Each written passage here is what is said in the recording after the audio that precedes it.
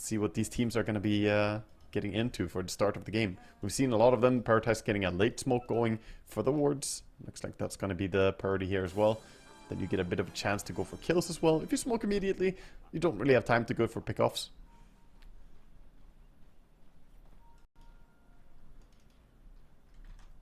Already have a line being drawn by Nightfall, expecting them to just smoke up into the top part of the map. He didn't go for the damage facet that you and I have seen a bit on Jakiro. The Twin Terror. I actually think that facet might be better now. It's close after nerf, honestly. I'm gonna say. The auto attack damage does actually add up quite a bit in the laning stage already, since Jakiro tends to get so many auto attacks out. Yeah, it's definitely an interesting one. Probably one that we need to see a little bit more to get a better gauge on, right? I would love to have like a lot of data, like just hundreds of games, and see how the win rates are kind of averaging out after that. But looking at just a few games, you have to use a lot of your intuition and your feel. Overall, it seems decent to me. Ari breaks his smoke on the high ground up top, but he quickly realizes he paid attention, turns around. Boom. Look. Skewers to safety, probably a good idea. If you've got stunned and bushwhacked there, could be dangerous. Okay, that's a... I was very confused on how they got that deal ward, but I guess they were blocking the camp, so a little bit lucky. Bit of a weird ward placement, to be honest. Yeah, that's unfortunate. I don't think he had any clue that there was a ward there, I'm going to be honest. That's just common for Sand Kings, right? They want to farm the big camp, so this is a good preventative measure. Throw a sentry in there. Bottom lane, some damage being done to the Morphling, but he quickly regens most of that before he gets to the lane, shifting around a little bit the stats. But this is what I'm expecting to be a pretty difficult lane. Hoodwink kind of wins against AA 1v1, honestly, and Enigma does a great job against Morphling. Toronto? Yeah, I was about to say, he's just auto-attacking, he's pushing the lane, but he was disconnected. Really unfortunate, because otherwise the idea was to de-push the lane, get the lane back, but he now did like 3 volleys of auto-attacks into the melee creep with his Eidolons. Of course, not getting the deny. Not the biggest impact ever, but hopefully he'll get back here soon.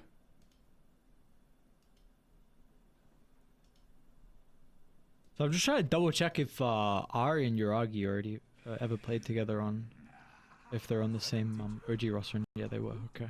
They were. I wasn't right? sure. Yeah. I wasn't sure if they just missed each other or not.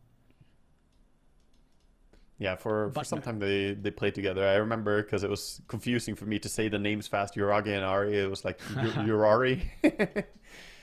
Speaking of Yuragi, in this game, he decided to go for the Quelling Blade on Morphling, because he's up against a Hoodwink, so already trying to cut a lot of trees. He's done a good job cutting down the nearby trees, making it harder for the Hoodwink to both hide and find a target for the Bushwhack. Also means he's pretty much impossible to catch for Hoodwink as long as he's in vision. The quick Quelling Blade can always stop you. How do you, like, when you think of Yuragi, what do we think of him? As a carry, like his strengths, maybe weaknesses as well? Because you had some very good showings on OG, and then, of course, unfortunately, we saw some pretty rough periods as well. To me, he's pretty similar to Violent as a carry player. You and I watched him earlier, and I think they have a lot of overlapping traits. Very good illusion hero player, very good on, the Morphlings, plays very well on this type of kind of greedier carry. If we compare it to Nightfall, there's a big difference, right? Nightfall generally is a tempo carry. He is your aggressive carry, not necessarily to be confused with a sacrificial carry who doesn't farm, but he just wants to brawl, he wants to murder stuff. Whereas Yuragi is a bit more late game oriented, more traditionalist, if you will. This is, of course, a lot of labels being put on a player who obviously is adapting to the meta as anyone else would, but we all have our natural preferences, how we play Dota. Sure. Yep, sometimes have to adapt, but if you have the opportunity to go back to what you're comfortable with and prefer. So Yeah. something see, that you would much rather. Yeah, I want to keep a close eye on the mid lane, by the way. There's a lot of kill potential on this lane. If you overstep a little bit as Pangolier, you might find yourself getting pulled back. So far, Magnus going for the Empower level 1 just for last hitting. So not going for the Shockwave into a Skewer for the level 1, level 2 play. Makes sense against the Pango. He's kind of hard to pull back.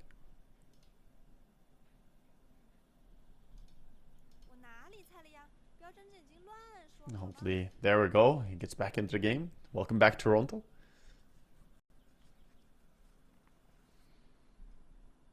Should be good to go now. Hopefully. Looks, by the way, like Kaori is about to get the D-ward on the small camp in time for the first creep spawn on the small camp. Just drop down the sentry. He's gonna run around and find that sentry ward. So unless Hoodwink makes his way over there, the small camp is gonna spawn. Okay. And it will. Nicely done. Immediately running. Mira doesn't want to let this spawn, but it means he has to run into the AA. Gets help from Eidolons though. This is dangerous, AA. You gotta watch out, man. Is it a kill with Blood Grenade? Or maybe if he went for it straight away? I don't know. It was close.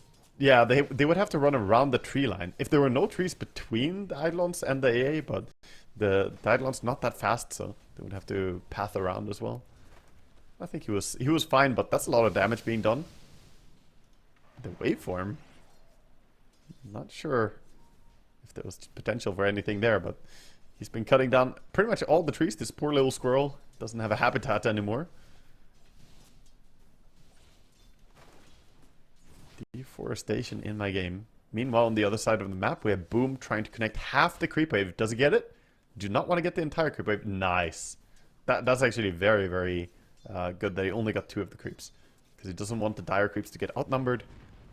This does allow him to deny the most possible farm. But this is telling you the top lane is being dominated by the Wraith King at large right now. He's free farming quite well.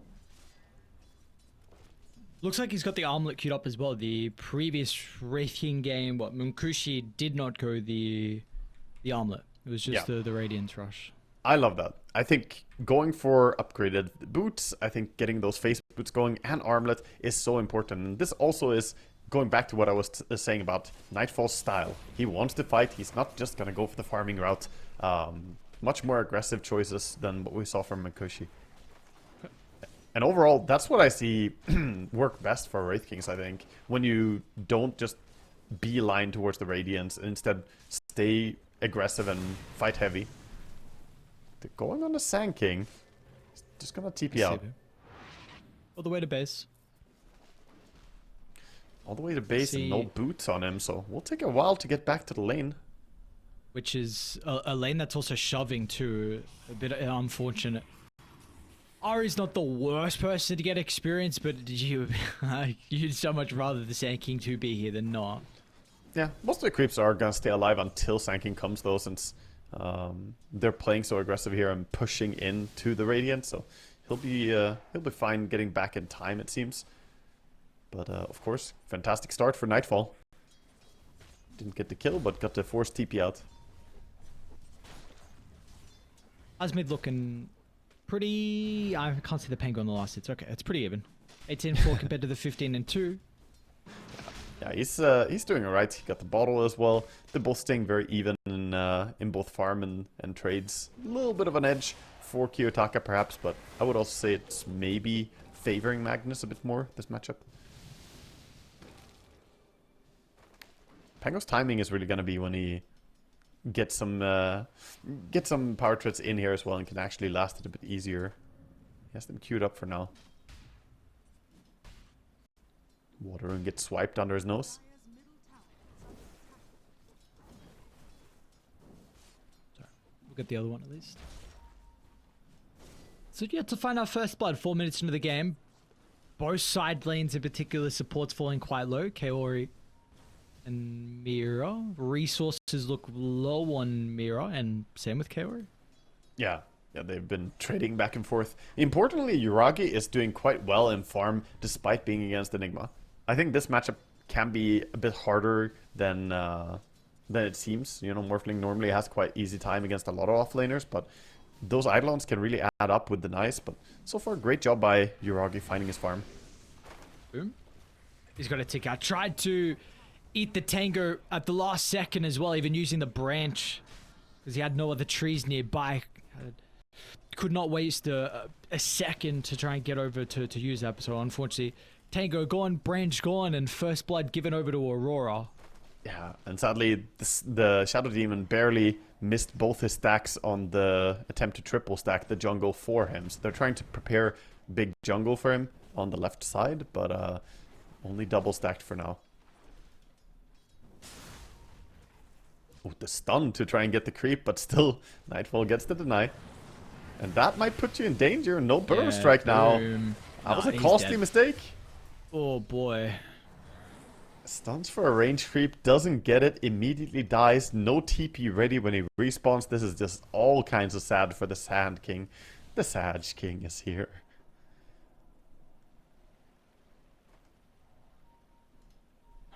I'm already looking at stacks. Unfortunately, again, that sentry is still up from Panto that we saw earlier on. Ari, I think, attempted again to get the stack, but didn't get it again. Okay. It's a bit hard to stack that one by pulling it to the top right. Bottom lane, though. Much needed move. So this lane, like you were saying, like Uragi, the Morphling can have a pretty good, difficult time into the Enigma, but Sanctity gets one and pops the haste to look to try and combine with Kaori, and he will be able to find it. So this paint goes off to a flying start. Boom's dead again. Oh no, not again. Under a tower, he just walked back here. He doesn't have a play. They see him. Dust was ready. They already bought extra dusts. I love this from Panto. He didn't just buy one, he bought 2 dusts. He's like, I'm gonna be ready at all times to kill this man. And 7 minutes coming in. Doesn't look like Dire want to go for a contest on the Radiant Wisdom rune. Hoodwin will pick up theirs, and I think they have to give the Wisdom to Sand King. He is struggling so hard right now.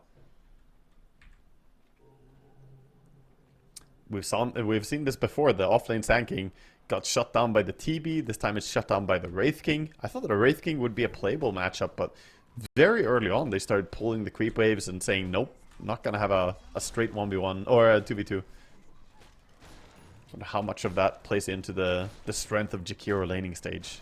Kind of bullying. Wow, what a gank bottom. Right.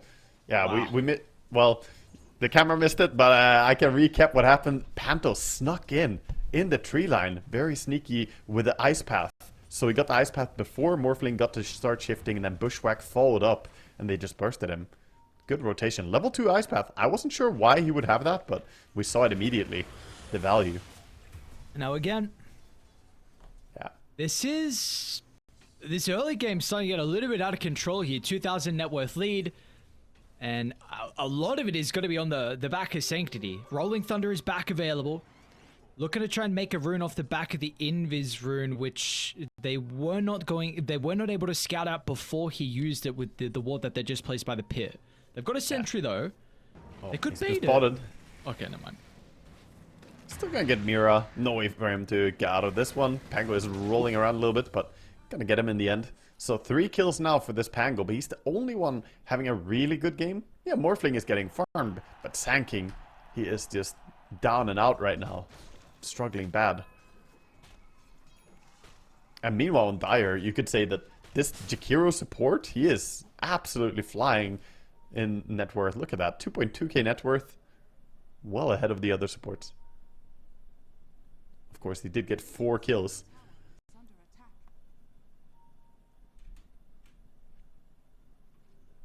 He's rich.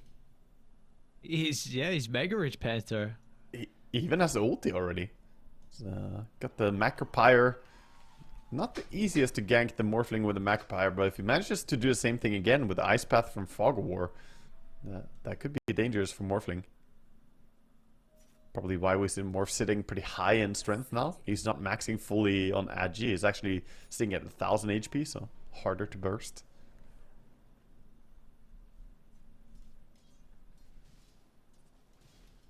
bit of experience being given over to Shadow Demon, who's going to pick up mid lane, while Pango starts jungling towards his Diffu. Get the neutral items. Finds himself Shovel, so very nice for bottle refilling.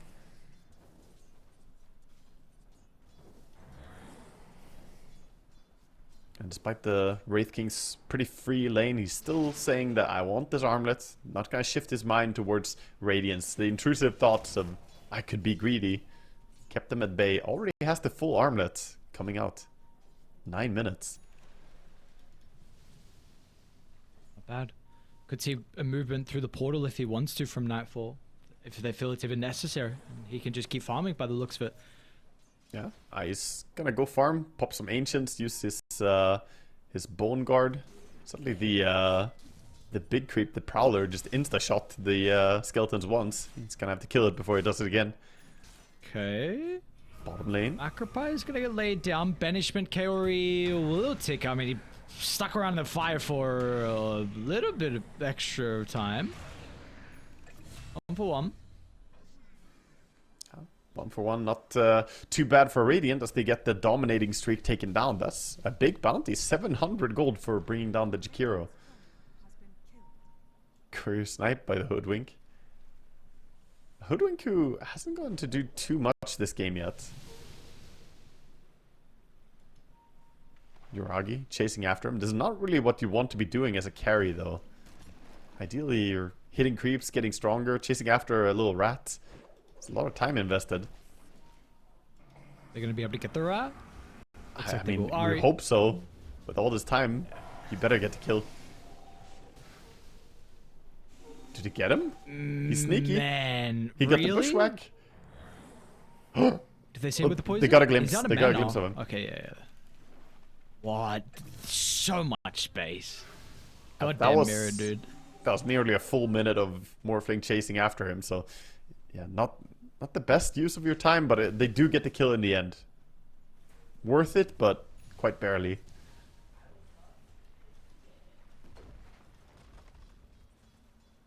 Wraith King is accelerating his farm now using the armlet and his Bone Guard army that he's built up. Once you get the Bone Guard army going, it's actually self-propagating, since when they kill something, you get more stacks again. Of course, not gonna help you that much when they run into a sandstorm. I have tried to smoke, maybe anticipating a movement across the map, but they are nowhere near Toronto Tokyo. Panto's got to try and TP down, so maybe they can take a fight afterwards. Kaori, well, the blink reveal will be there from Kiyotaki. Tries to skewer on forward to see if he can run into anyone else. They got rid of the diffuser blade on the courier and Sanctity. Well, now as soon as that happens, he's going to try and get away. Meanwhile, Nightfall, what a location. Perfect timing of him to come through the portal. It's a nice move from him. Gets involved and continuing to slow down Uragi's game. Kiyotaka's going to get another by the looks of it. Ari holds it back for the moment here with the banish, sharpshooter. It's not enough, but importantly, does slow him down. He's got the purge though. Hang on, what's going on here now? Sanctity with amp damage. Is this fight going to further break out? RP? Oh, Kiyotaka on top of the Macropyre as well. They're going to skew them closer to Nightfall. That is picture perfect. But Boom, hang on a second. He could be able to turn it around, but Boom, he had no mana for Burrow Strike. They just ran it off. Wait, Nightfall going in they're again? going to turn back on him now? Gets enough mana, at least for the last second, Burrow to make it to his side of the stairs, but... what was looking like there was a potential avenue from Boom to maybe make amends with a big ultimate. It just was not enough for them. No one even died on Aurora. Yeah, that was the first sort of mistake there as well coming out this game from Nightfall. He accidentally stunned the AA who was already practically dead. It can be hard when the RP into Skewer comes in. You want to click the correct hero. There's an AA, there's a Pango. One of them needs to get stunned. The other one is dying in 2 seconds anyway. He accidentally stunned AA and Pango got away. Otherwise the Pango would have died, but you can't really fault him. I mean, I've done that countless times myself. It's impossible to click when heroes are so stacked on each other.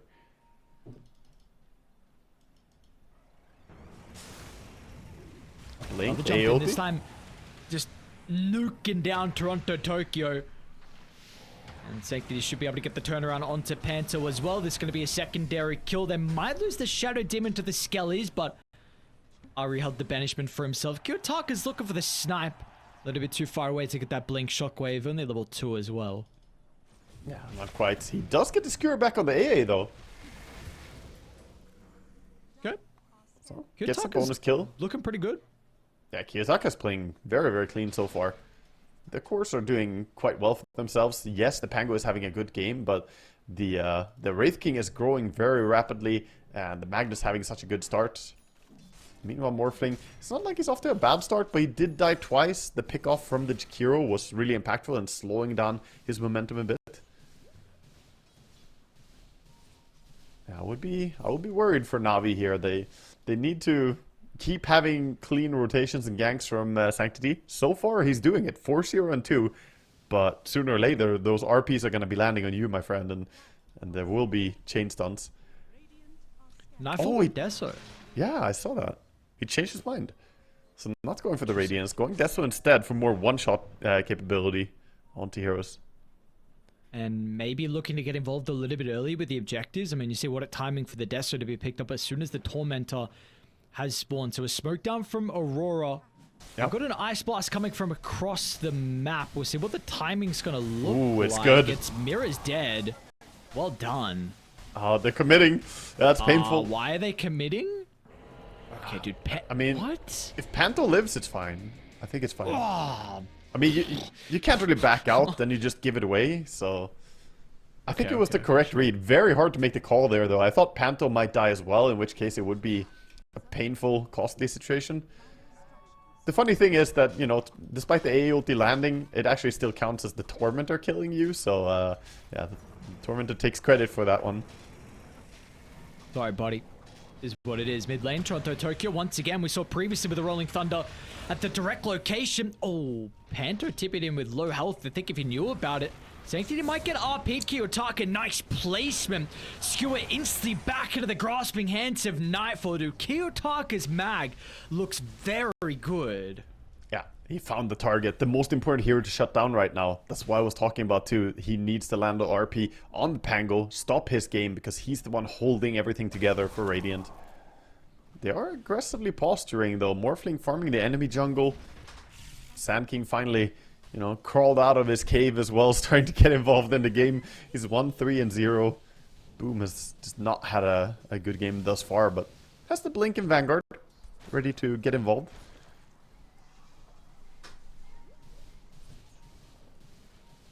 I'm liking what I'm seeing though, Wugga. 2,000 net worth lead, 20 kills this game.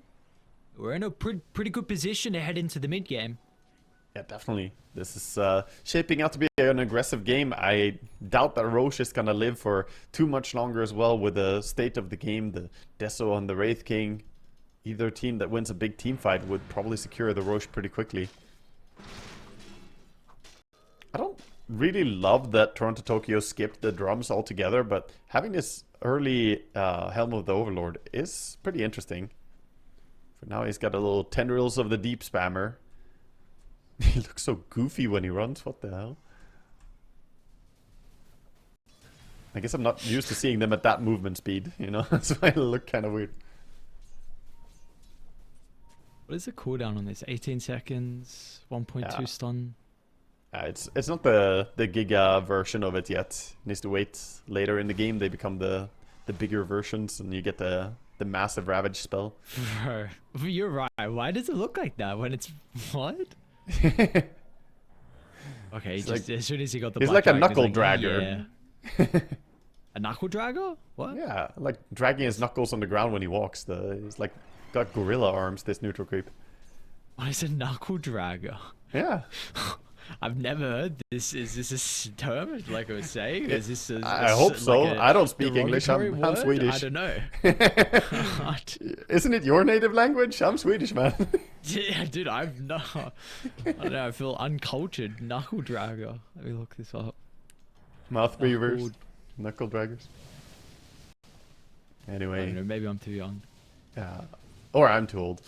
Etherlens on the Shadow Demon. Back on the relevant topics here. The Shadow Demon now capable of saving people a little bit better. Got the Tumbler's Toy too, and cast range infusion on that with the enchantment. Got the Keen-Eyed going, so decent cast range on his spells.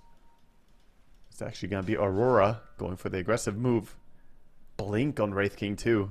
This is what I expect from Nightfall, you know? He was never gonna be the Midas, Radiance, Wraith King. He was gonna be this. Whew. Okay. Quick disruption, but it's not gonna save you. Those skellies will finish you off. At least he dies. Boom was very close to being caught as well. Yeah. Might be Roche though. Second tier 1 into Roche? Does look possible. He respawns pretty fast though. I wonder if they want to do that or play it a bit safer. Just control the area, farm up for a while. Look for more pickoffs with the Magnus. He has a shield rune. Meanwhile, Radiant kind of chilling. Morphling has the Manta style flying out now, so getting closer to that point where he can start getting involved in the fighting. Already queued up the shard on Morphling, so respecting the stuns that he sees on Aurora. Wants to get the ability to shift to wild stunned. Here we go. Smoke up Navi. Gonna try and fight back here off that just recent skirmish we saw from Aurora. Where do they want to go with the smoke? For heroes conjugating around this mid lane. You've got even Uragi farming nearby if he wants to get involved. They're gonna spy Panto. Yeah, okay. So you like a little bit more out of it. And what exactly the same thing we saw previously. You know, Ari goes down to the smoke. This time it's going to be Panther that dies. They did get, of course, towers though from Aurora off the back of those kills. They got 2 towers, and unfortunately Radiant will not get any objectives. They also always have to deal with side lanes. Look at top, skeletons. Bottom, black dragon. There's just these zoo heroes are pushing them to the sides right now. So you group up and get a pick off on a support mid, but immediately they're back to like lane fixing duty. The sentry does spot the observe ward on the triangle, so gonna clear out the area. Kiyotaka with a harpoon. Might be able to get Ari. Yeah, that's gonna be the case. Tries to go for the banishment. And the stuns. Once they start, they don't stop from Aurora. Get skewered back. Ice path. The re-trigger ice path. It's difficult to deal with. Wraith King swinging down bottom as well, showing the intentions. Wants to go for the tier 2. Sand King. How good are your spidey senses? There's a lot of people nearby. Okay, he saw the Wraith King. Yeah. They have kind of herded everyone away now though, so I think they want to go for the Roche. Radiant has to be quick to group up. They have AA ulti, so they're really strong at fighting into Roche, but need to get there. Comes to Ice Blast timing. It's not going to stop them, but... Yeah, no AA ulti during the fight now. Oh, Roche is falling though. It's dropping before they get there. Go down. Boom's trying to get in range here for the epicenter. Nightfall runs over. A little bit too late to be able to stop them from getting the Aegis. Kiyotaka is going to be able to skewer them over towards the right side, into the black hole as well. Everything for Boom. Let's see if this is going to be able to free up Uragi and Sanctity in the middle, but they're out. They feel like, okay, there's nothing more for us to be had here. We were too late to contest the Aegis.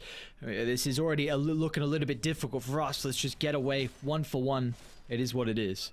Yeah, so tough. It shows you Dota, such a game of matter of seconds, right? If they were there 5 seconds earlier, 2 seconds earlier even, they may have stolen the Roche, they may have caught them in the Roche pit. Instead, it's going to be AA getting caught here from the Magnus, feeling very safe with his Aegis in hand. He harpoons in, pulls him back. Do you, because I don't remember, how does the Enigma Black Hole work with the Morphling Shard? Does it act as a... Can you use the shard? It's a silence as well. Okay. Yeah, yep. I couldn't remember. Yeah, if you do get hit by Black Hole, then you cannot use it. Well, this is not a support. Like we've been seeing killed off a couple times. Ari might even die mid as well. Oh, they missed on the bushwhack. Okay. How did he... anyway, okay. He managed to get out there. Somehow gets himself to safety. But bottom tower drops after that pickoff on the Pango. And they're just transitioning 1 kill into the next right now. Doing a good job on Aurora.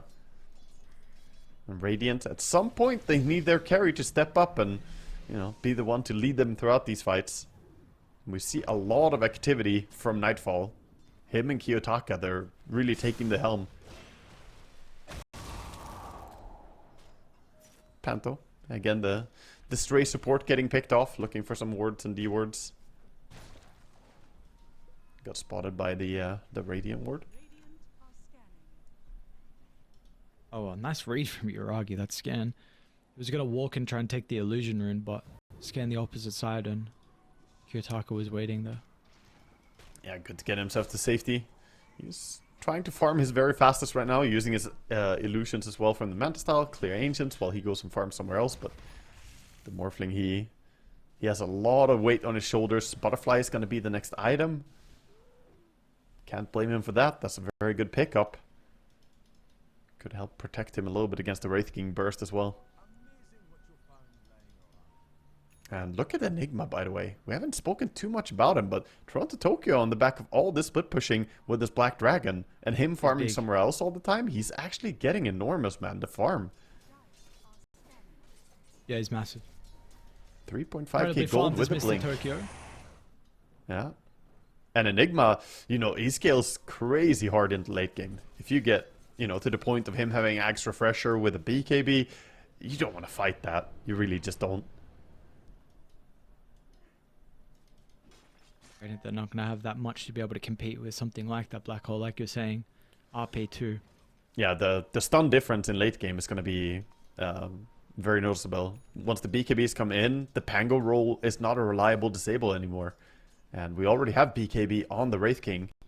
Magnus queuing up his for the next item. And Enigma has his BKB flying out, so the timing is kind of missing now for those Navi spells to be strong.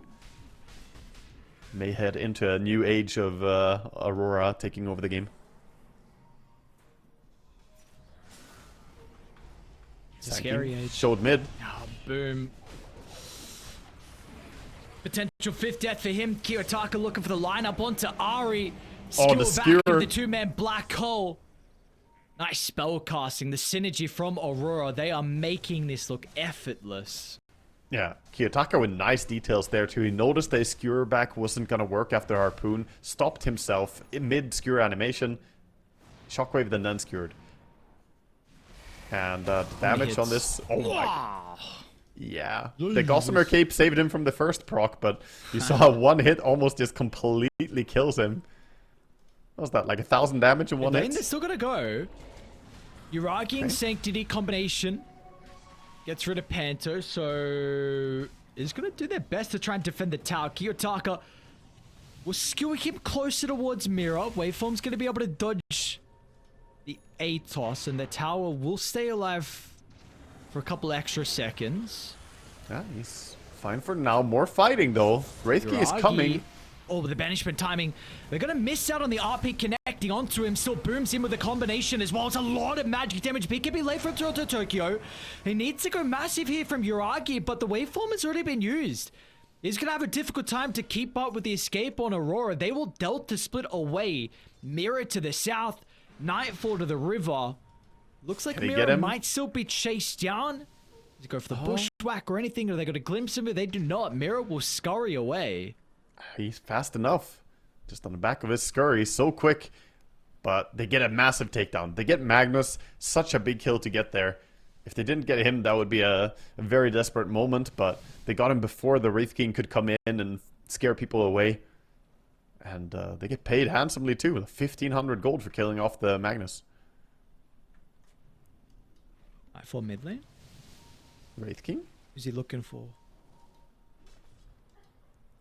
I think he walked by the tree. I think he saw Boom, but Boom just stood still. He just acted like a statue. Chatted up.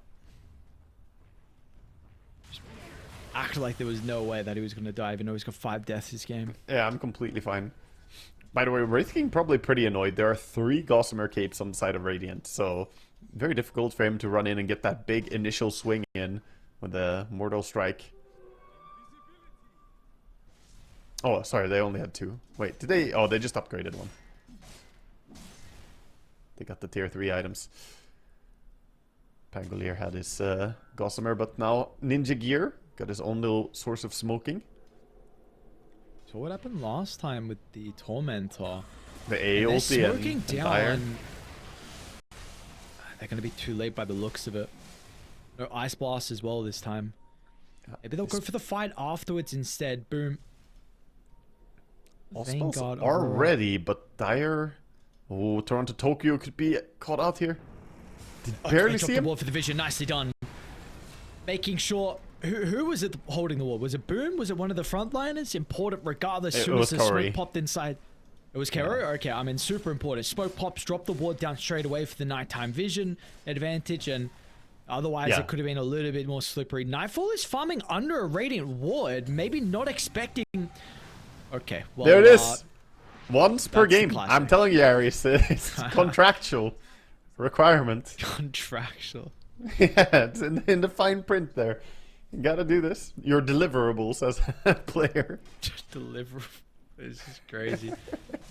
That's why they hired him. Right? So he needs to keep the meme up because it gives him clicks and it helps out the socials and A lot of clout, dude. It's a lot. yeah. I understand. Nightfall is he's playing the long game here. He's about the synonymous with it at this point. You know, people think of him when they see a BKB without even the TP. When you see a TP, they go crazy. It's automatically him. Dude, it's on his Wikipedia. I mean, there's not many like meme things on. Yeah, you know, These a Wikipedia lot pages, of but- pro players, they brag they have their name on the Aegis. Nightfall is the first one who wants his name on the BKB. He's gonna carve it in there. Mark my words, man. He's doing a good job at it. He's doing a exceptional job. He's gonna keep this up for a little bit more time. Maybe win a couple of tournaments, and then we Yeah. could see it happen. Put a special request to Gaben. Yeah. We're gonna smoke up both sides. Yeah, group up. It's a little bit sad for Sanking. He doesn't have his Shivas quite yet. He's 700 gold away. Would really like that before the fight, but Dire, obviously, they have great power spikes right now. The triple BKB ready, every single spell ready. They got the high ground. They It's a big advantage here for Aurora. They're going to see the Swashbuckle Sanctity. Got a glimpse. Boom with the initiation as well. Simultaneously, Nightfall trying to deal with the supports. Ghost Scepter's going to be able to protect Kaori for the moment. Toronto Tokyo looking for the opportunity for the Black Hole as well. Hasn't found an angle. Toronto Tokyo still running over to the right side. RP Kyotaku's going to pump fake that. They'll wait off, holding it after the Black Hole. Ari's got a great positioning with the Banishment.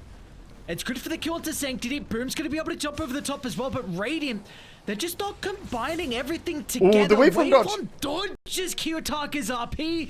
Uragi needs to go massive, otherwise it's once again potentially another fight that favors Aurora 2 for 2. You've lost your mid laner though. Now we see a lot of spells being used there, and oh, can they catch him too? Blink up in a few seconds on the Sanking, but doesn't want to pursue. We saw a lot of spell usage to try and deal with first the AA, the blink in, and try and take him down. He gets an ulti out on Wraith King, which is, you know, good before he dies, but the big thing is that Aurora didn't have enough in the tank to deal with the butterflied Morphling. Wraith King is strong and all, he's got great items, but until you got a Bloodthorn, you can't really deal with him. His Bloodthorn is only 200 gold away though, so we'll get some source of True Strike. Now Morphling has a BKB. Getting even stronger. And this is my concern for Wraith King not going for the MKB as well. You go Bloodthorn, but you can just Manta that off, or BKB dispel it. Or even SD getting his shard and then pressing it on the Morphling.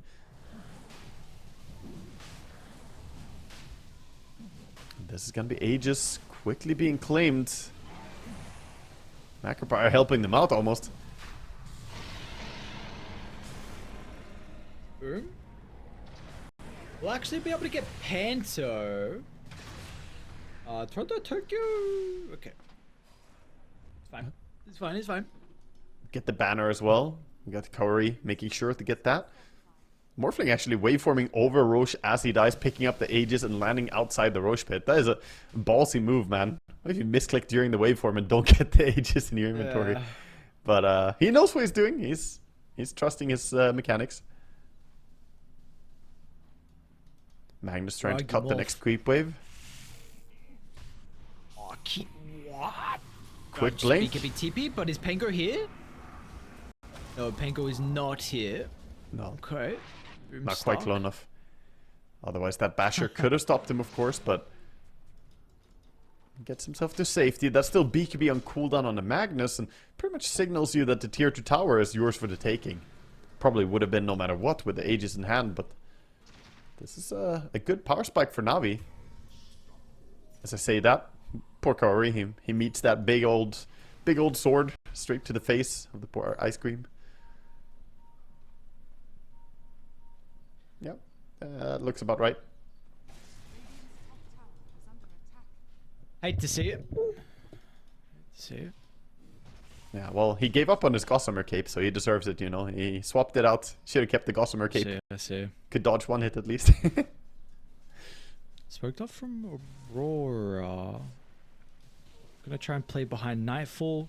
Na'Vi kind of doing the same thing with Yuragi up front as well with the Aegis.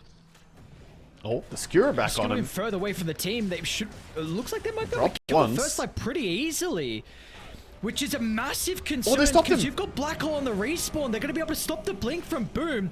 Nice banishment though. Ari, can he do Number it again 2. off the second Black Hole? Yuragi popped the BKB.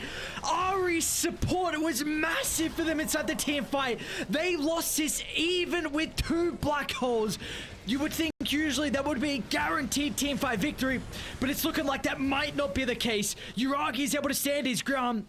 Nightfall, that'll be his first death this game. You even buy back on Mira as well, and there's no value out of it.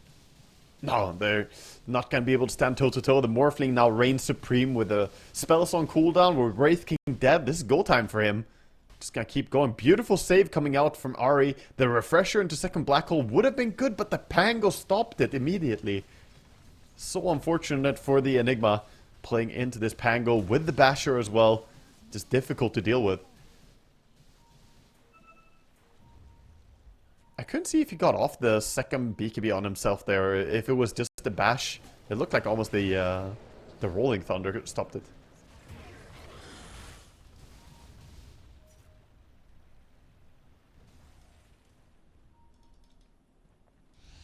Kaori dies again. Life of a support. Yeah, it was a bash proc. Thank you for that, Scriff. The were you speaking about the Enigma second Black Hole? Sorry, second BKB. I was watching the kill. Yeah, exactly. Yeah, he still had his BKB on from the first one, but just got bashed by the Pango.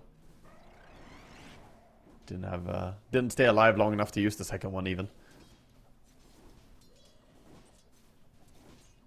And what a game we are in store for. 2,000 net worth lead for Aurora. Incredibly even. Probabilities favoring Na'Vi at the moment though, 52%.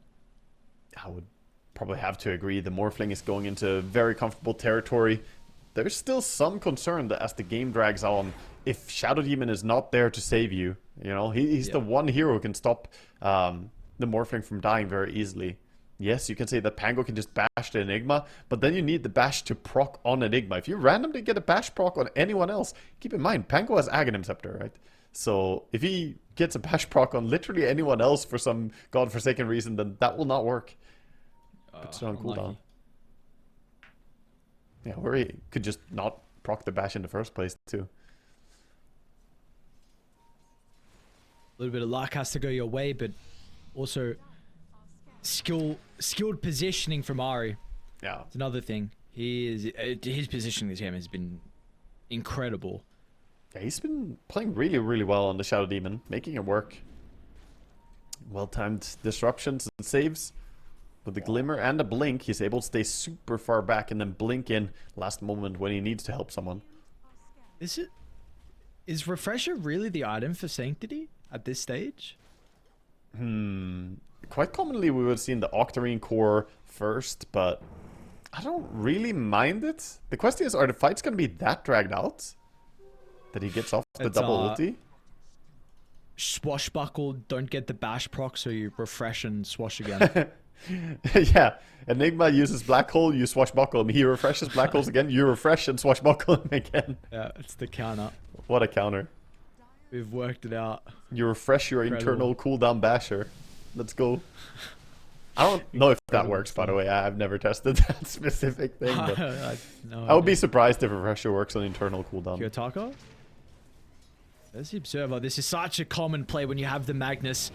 And he's going to go fishing. He's going to be able to get it. Ari forced to put himself on the line. It's a pretty massive black hole. On to 3. There's not going to be a second banishment, but there will be a second round of the black hole. Toronto, Tokyo. That feels amazing. You land it like that. Almost a game-winning black hole.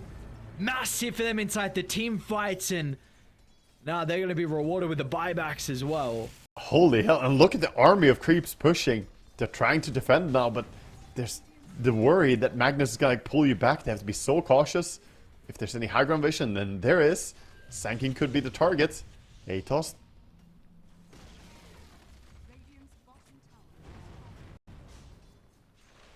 I don't think Yuragi didn't die. Yeah. Which is something. What did we use? We used both refreshers, his right? Big B is on cooldown though. Oh, boom. It's going to get skewered down to the low ground. Ice Blast is looking good. They're going to be able to blink out of range on a couple of the heroes. Yuragi rooted up momentarily. Doing their best to bide some time. Ari's back alive. Sanctity in 25 seconds, but they'll lose the set. Sanking is dead for 100. The dieback on Sanking, it's really going to cost them here. I think they're just going to keep going, even though they don't have their big spells. Navi not being grouped together yet. We'll see how much they respect the Pango, but I cannot doubt that they're going to back. They look comfy. Okay, they will play disciplined. Happy with what they got. Possible skewer play from Yuragi. I was thinking about it. He got the Blink Dagger as well, by the way, on the Morphling now. Sold his boots. Away from cooldown talent, of course. More mobility. Roshan is not up yet. Can't actually even be up yet. A little bit early. Massive fight though. Now they just kind of wait for those spells to come off cooldown. And this is the worrisome part. You have some good saves, but if you clump up at all, there's so many things to punish you. The RP, the black holes were beautiful. You can't be losing from Toronto. Sanctity. You cannot be losing Sanctity. It's just dead, dude. Yeah. He doesn't have anything to survive if he gets jumped by Wraith King. I think he gets solo killed by him. Because he has no dispel, right? He gets Bloodthorn hits. He didn't even need help there. Not having shard this game is, I think, a little weird, no? Into the skewer save? Like, you'd be able to stop it from the skewer, the A-top? Yeah. Like, I mean, I'm honestly very surprised. I would even be fine with like a Lotus Orb or something instead of the Refresher. I feel like this Refresher, so far he hasn't clicked it once. We haven't really had the impact from it. And the fights, like I said, they're not long enough for this to be the item. Yeah. Even an Assault Cuirass, get some armor up. The Wraith King is hitting so hard. Bro, go Wind Waker. This Refresher, I don't know. I don't know. I don't, like, go Wind Waker. What is this Refresher doing? Not too much now, but he envisioned the fights to play out in a different way. Sadly, they haven't been able to stay alive long enough for the item to pay dividends yet. We'll see if we can get value out of it later, though. Unfortunately, we got a Mag is fishing. another Refresher. Ooh, on the Mag. Are they going to be able to protect him in time? Ari tries to do his best, but Kiyotaka pulled Ari into the grips of the Magnus, preventing some of the spell casting. Boom's got to try and get the combination out. Kiyotaka's got another round of the BKB. They're going to be able to slip out of danger. This is a massive victory for Aurora. Buyback out of Yuragi. A win condition for them. If he dies one more time, this game is over. They'll get the reincarnation. He's got a Refresher on Wraith King too, if they go on him. Sanctity out of the base. There's that Refresher used for the second round of the Rolling Thunder as well. Yuragi tries to line up with the Ice Path. Watch out for a black hole. Here. The spells are back up, and Toronto Tokyo was just waiting for the opportunity. But the banishment's going to be there. They have protected Sanctity. Yuragi's going to be okay as well. A lot of the ultimates on cooldown. Is this the fight they've been waiting for? Kiyotaka actually seals the Morphling up on the high ground. I don't know if he wanted to do that. You was thinking it was going to work out of the end, but they've got the team. No bash? They do not. What? How did he not get a bash proc? And the TP out as well in the end from Mira, so they get out, forced. When all said is done, Morphling bought back in this fight. They got a lot of kills, a lot of spells were traded. And sure, Navi, they get some return gold when you're this far behind. Getting these kills feels nice, but now Morphling on no buyback is just terrifying. Aegis is almost a must here. How did they get it though? Getting scouted already by this creep. The Time Warp aura is actually such a nice creep to have for them with all these big cooldown spells. And going he's on? not Are going to be able we- to go for it. He just has to back out. And with the respawns coming up, it looks like Dire are more likely to be able to get themselves this Aegis. Dude, how do you teamfight it? The double black hole, double RP, double reincarnation. There's It's so much on Shadow Demon's shoulders as well. He has to come in with a perfect save, but now it's getting difficult. The overwhelming blinks and stuff stopping him from blinking himself. The silence from the Wraith King. Wraith King really just countering him really well in the last fight. I see them smoking out. Radiant moving for this. They know Aegis, they cannot let it slip to Dire. Black Hole's still on cooldown for 50. If they take a fast fight, they could fight without any Black Hole available. They kind of just have to man up and go, though. amp damage on Nightfall. Oh, but wow, missed the Burrow Strike. Ooh. And the Rolling Thunder as well from Sanctity. Here comes the hit. Dude, in a moment of the game where you cannot be making mistakes and you make a couple big ones like that. I mean, it was costly. He didn't see him because he was glimmered, right? He saw him for a moment because he had gem, but then he ran out of vision. He blinked after him, tried to insta-stun, and guessed wrong on the location. I see, Costly, I didn't know though. he was going. Yeah, very costly. He did initially have vision, but look at the skeletons chasing Roche. They're trying to beat him up. Get him, lads. Yeah, throw the skellies. Why can't we hit him? This is odd. They're little goons. That's funny, that's funny. There we go. Oh. Finally in. And then their time is up. Yeah, we missed the slam on the screen, but they all just disappeared. Oh, looks like Radiant are not going to be in position to contest Roche. You know, previously you were like, oh, we can't give away Roche. It's game over if we do. Now you got to, like, cope. You're like, it's fine, actually. It's okay if they get Aegis. Yeah. We can Apparently still win. 20% probability for Navi. It feels like it's 5. Yeah, 20 is pretty generous, I would say. 23% according... Yeah, 20, 23, yeah. That's very generous. I don't know if Dota Plus has calculated that Roche is about to drop, though, and that Dire are getting it. Maybe it will swing now. We'll see. Anyway, Gaben giving them a fair chance. 1 out of 5 times they will win here. I think... Yeah, I mean, it can happen. The big Morphling carry. He needs to delete some heroes, though. He needs to get in there and just get rid of Enigma immediately or something. It can't be Morphling getting gone on. Every fight you and I have cast here in this game has been Morphling getting jumped and then they try to save him. I think you need to bait with Pango or something and then let Morphling be the big damage dealer that he wants to be. Well, he's looking to try and go through the portal and maybe cut and keep farming top, but he is not really anywhere close to an item. I mean, cut or not, there's a banner dropped already. You're gonna have to defend here somehow. Sanctity ready to charge up with the Rolling Thunder. They'll get the combination with the Ice Blast as well. They didn't want to commit too heavy for the first life. Oh, Kiyotaka, fake. yeah, its first beat can be used, which does mean a little bit more difficult now for how he's going to be able to enter and get out of the team fights. Yeah, sure. He's got the cooldown, but they did crack the tower. The banner's still there. They could defend the banner. They even have a ward to cover the left side in case someone sneaks into a tree line. That's a dangerous ward. It sees Pango right now. Illusions take care of the banner. And for now they have defended, but Aurora, they don't look like they're going anywhere. Sticking around. Packet loss. We'll wait for that. Don't want to have some lags in the last team fight. The issue is, though, that you get a pause at a perfect timing because they can talk it out. They're seeing K already move over and go to D-ward this ward. Yeah. And Kiyotaka is potentially going to jump him. Yeah, if he was to go up, but they're being very cautious about it. They realize Kiyotaka could be close enough. He is just waiting. He wants a target, but like you said, scary when he doesn't have BKB ready to jump in with it. Might get changed on immediately. Depends how fast the reactions are. He goes for the sentry. He tried to double hit it with the Echo Saber, but didn't stay long enough to get the proc. Let's go back on one of the supports. Come on. Just blink in and do the same thing again. Blink in, hit it, skewer away again.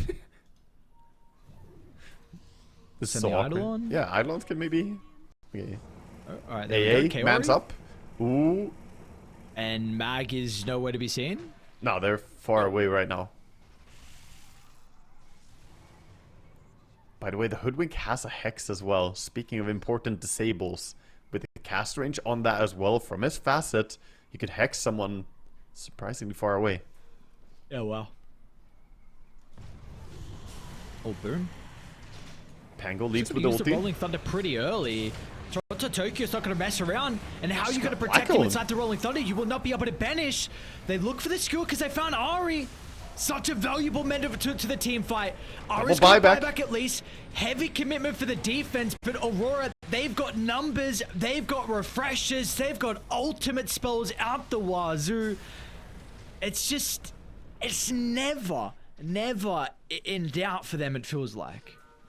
No, they feel so firmly in control. And that's the initial damage done. Pango actually used both his rolls as well. He doesn't have ulti anymore. This is a big moment for them. Epicenter down. Oh! Taka? Gets stunned up. Nice borrow. And now he's pretty deep inside the base as well. He's got refreshing, could be able to use it for the second round. It's looking like not a bad Ice Blast as well. Solo RP onto Sanctity. Ari, banishment was used, unfortunately. Another round of the RP. Where is Yuragi? Yuragi trying to deal with Pets onto the backline, but it's not good enough. It's just a Jakiro. Who cares? You need more out of it. Yuragi needs to go massive. Boom's going to try and enable his Morphling. But Yuragi waveform further back inside the base. He is cautious. Doesn't want to give them the opportunity because his buyback isn't available. It's back off cooldown now. So Yuragi will have a second life. We're not going to see that come into play though. So buyback was used on the Jakiro as well, but this is 3 buybacks now used to defend on Radiant. Big damage done.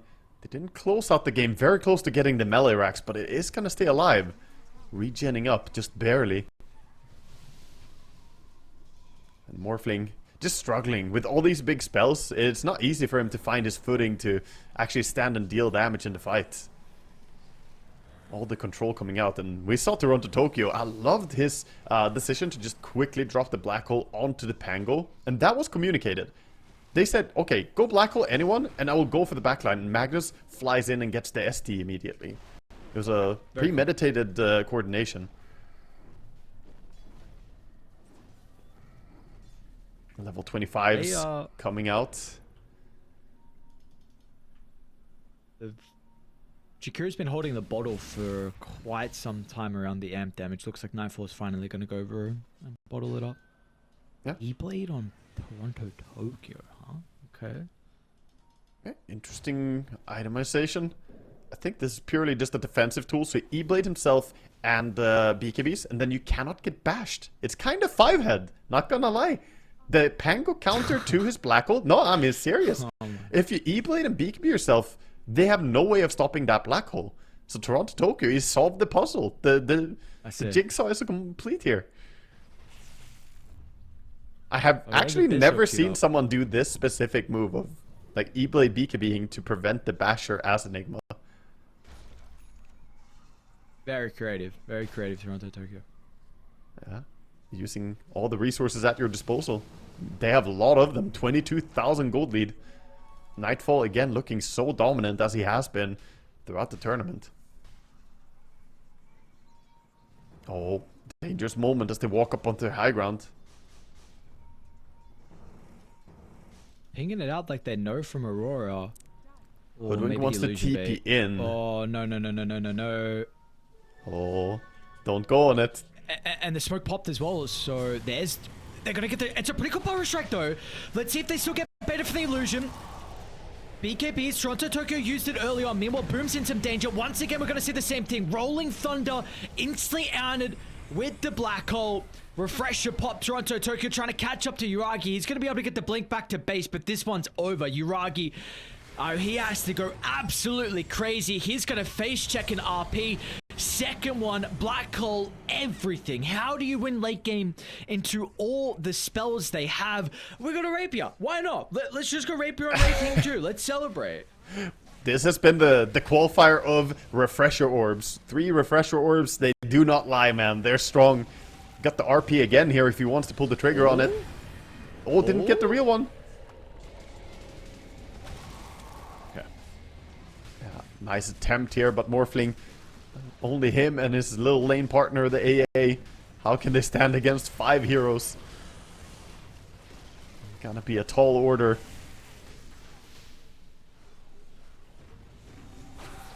Gets hexed up by the hoodwink. Yeah. What can you do? And What deleted. can you do? Aurora, they're going to strike first here. Best of 5 grand finals. They'll take game 1. So, quick note here before we wrap up for the pause as well. I want to get in that they are so smart on Aurora. They got the illusion. They sent it in, right? The Enigma illusion bait. But they also sent Wraith King and Magnus move commanding onto the illusion. And here we got the boys running out.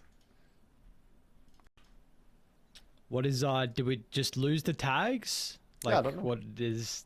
Did they forget to set the team tags? So they got their pub names now? Oh my god. What is this? We gotta go with their Come on, bro. single digit IQ. What do we have? Who has the best pub name? Let's see. We gotta rate them on that. Hang on. What's going on?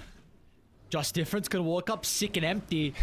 Runs into Mr. Fury. Oh, it's a big charge. Single digit IQ. Single digit IQ. He's using that brain power to his advantage. And, oh, it's a massive dual breath. But wombo combo. I don't know the Darkseer's name. I don't know what to say. It's just a bunch of characters. Unfortunately, characters, man, is going to go down. And maybe you're going to lose sustain as well. What just happened? And this Ari guy. Thankfully, Yeah. someone using their actual name. A disaster. Going up that high ground ramp. Just getting absolutely clobbered. I mean, it was just the single digit IQ coming in from the low ground there. The onslaught kind of stopped their aggression, and their level 1 really isn't that strong on Radiant. When they get wrapped around like that, like they're decently strong, but Fire Spirits do a lot of work. Everyone losing their attack speed, they can't trade hits. They just get run down. I've had this happen a couple times. It's like not fun casting these games with Wait, no what? team tags and When I press Q now, all of the, like, if you bring up the scoreboard, all of one team have their pro tags, but not the other team? Huh? yeah, but Did they just it the was just score- them forgetting? I don't know. Is it just the scoreboard though? Yeah. Because it's not like in. Yeah. It's weird. What can you do? What can you do? It's we'll use the heroes instead. I can't be bothered with the Darkseer name, for instance.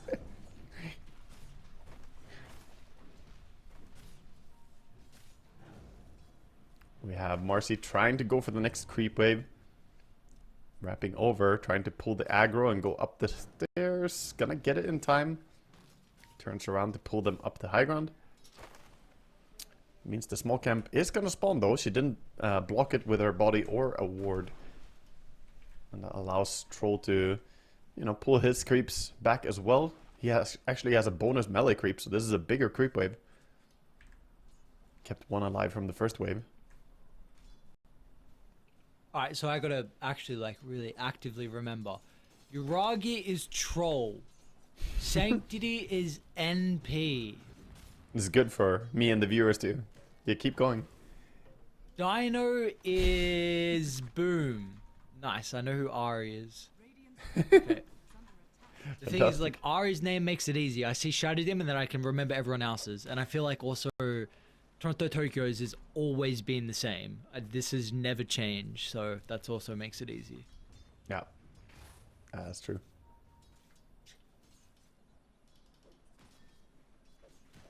And Marcy again trying to pull the next creep wave. Not going to be able to do so. Not as easily, at least, as the small camp was there. Only gets 2 creeps. The pull is thwarted as Troll pulls over. Creates a new creep wave, or a new lane. This is the lane now. So how are we looking at mid? Mid last, it's 12-1 for the Ricky. So far, CSing really well. Kiyotaka going aggressive. Trying to trade hits a bit. What is the item build that we're expecting? Like diffusal into anything crazy or kind of your standard? I think it's just going to be rushed like Power Tread's Orb of Corrosion, maybe even, and then Diffusal is what I would expect. We see a lot of Aghanims Ricky, but that's usually from safe lane where you have a little bit more time to farm up. He needs to have early impact on the Ricky. Might see him go for Power Treads into even a secondary Wraith Band, who knows.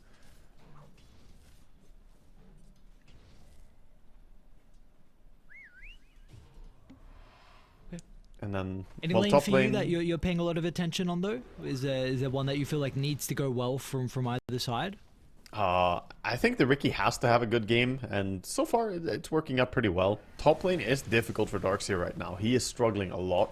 So this Troll off to a fantastic start on the back of the Phoenix. Bottom lane, they get the SD. Okay. Bye-bye, Ari. Yeah, the 2 points in Jingu now as well. Getting big damage whenever he gets the proc on it.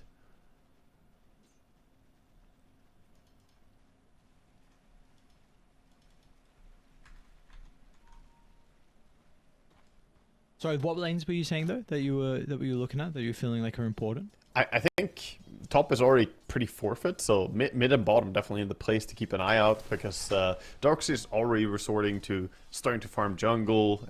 We see them continuously trying to pull the creeps, but it's not really working out well for him.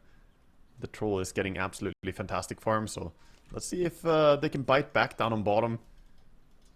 They got the 1 kill there on SD, but overall the Primal Beast and SD doing quite well for themselves. Given the matchup, of course. I mean, Monkey would be expected to win against the Primal in safe lane. Sure. Sure. The big question is, well, how early are we going to see him activate on the Nature's Prophet? He is level 5 now. Once he gets to that level 6 and has the ulti ready to help the side lanes, maybe he will TP in as well. Not too many kill potentials up top, but bottom lane definitely, if the Monkey goes too far out, it could disrupt him, TP in Nature's Prophet. Can Ari get the double stack? He's trying. Let's see. And he does. I would say these camps are way easier to stack than the Radiant ones. Because Radiant, you end up pulling them like into the corner of the box, I guess. Yeah. The spawn camps are a little bit worse. It's a bit weird. I'm keeping my attention on like where they drop the wards as well from Dire. We've seen with the Wrath of Nature, like having wards on top of some of the camps as well for the extra damage. What is your why is the Troll there? What? I think they... What is that? I don't know. Actually, I'm not really sure. I think he went a little bit too aggressive trying to go behind the tier 1 tower. You know, he wanted to really put the pressure on, but I don't really understand why he would dive so deep instead of just take some more neutrals in jungle there. Gets punished for it at least. They bring a lot of people over. Good reaction coming out.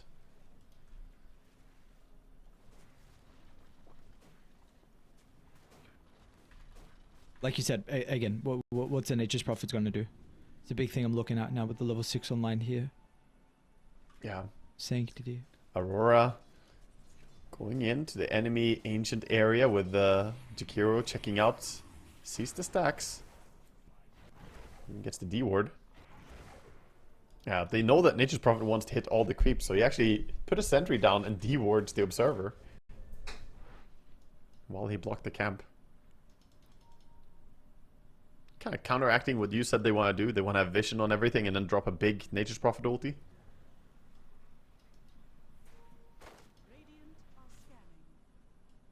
Nature's kind of eyeing up the side lanes. He's thinking about where to go right now with his TP out. He's standing in base. He's been standing here for a while waiting. No opportunity presenting itself. This is time that you're just AFK kind of. Finally, obstacle mid. My creeps. Yeah. That's how it goes. Nature's Prophets. They never help you farm jungle. They always take your creeps. This is quite late for the wisdom. What? Yeah, I think it's more looking for kills. The Ricky gonna run through the tower. Yeah, well, they'll find a kill onto Ari. But this is I mean, he's done his role. He's tried to do whatever he could for the Primal Beast, has made a bunch of stacks inside the jungle, and he does not want to play the lane, so he's just soaking up experience because no one else wants to be here. Yeah, both the off lanes are struggling quite a bit. The Primal Beast did just get his level 6. Mid lane, Sanctity. Sprout makes it a little bit awkward because Ricky's position, it's a really nice ice path. Also on the TP in from the Phoenix. Have they got the damage from Kiyotaka? They do. Even Mirror's here as well. Mirror throws him into the tower. Absolutely griefed Panto. Straight up just toss him into the tower. I think he forgot to toggle it off there. That's the thing with this facet, right? You can definitely have some misplays happen. Oh. Now Monkey's here. Oh. We just... There we go. Quick and easy kill. Activation. It's kind of what I want to see, though. The active gameplay is what we've been talking about. Why they have been so successful. And when you pick Ricky mid, you definitely can't afford to just sit back and chill. He does have the Orb of Corrosion, Wraithband, Raindrop. Looks pretty ready to fight right now.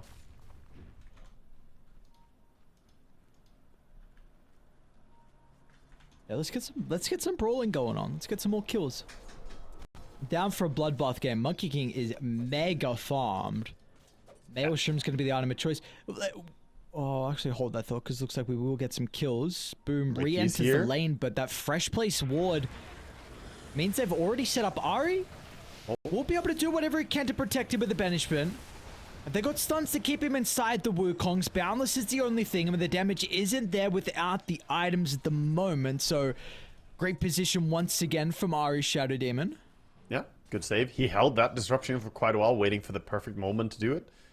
Didn't want to grief his primal and put him too far out away from the tower. But Nature's Prophet didn't have TP ready, so may have wanted TP in if he had it, but for now looks like he's just building towards his Maelstrom, farming away. There's an absolutely enormous stack coming up on the Ancients. He does manage to get it again. Phoenix gets away. Ricky now in an awkward spot. The supports. Yeah, haste. Ooh. Plus is going to be able to break the pulverize. A little bit awkward now for Boom. Marcy goes in, snipes the courier. Keeps vision for a little while with the haste rune.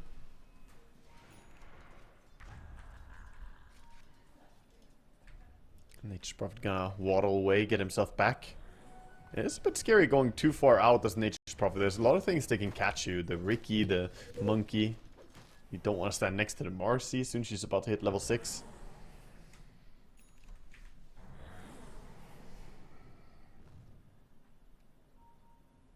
Primal Beast ready to stack the next camp here after clearing those big camps. Stacks the dragon. Gotta go over and clear this big camp as well. Okay. But yeah, as you said, the Monkey King, really the big player right now. Most farmed on the field, has his Maelstrom already. Very early timing. Yeah, it's big. What is your favorite with the item build for the Monkey King? Because he's a very versatile hero in regards to the items he can go down. It's not cookie cutter. Yeah, there's a ton of them. There's the Radiance build, Mjolnir builds, Echo Sabers, Diffusals, so many different ones you can go for. I think my preferred right now is Mjolnir. I've seen it be very successful, and that usually goes by Maelstrom into Shard into Mjolnir. And so far, that looks like what we're gonna see this game. Going back for the Shard, the value in that is so big. Being able to jump away with your stun has a lot of value, and also with maxed out tree dance, you do a lot of extra damage if you long range boundless strike someone and you get the primal spring on them. Does 60%. Oh, Marcy may have overstepped a bit, but she throws away the primal. He can't reach. Easy, nice dispose. With the Aurora, so no, pretty good position for Kiyotaka. They're out. Yeah.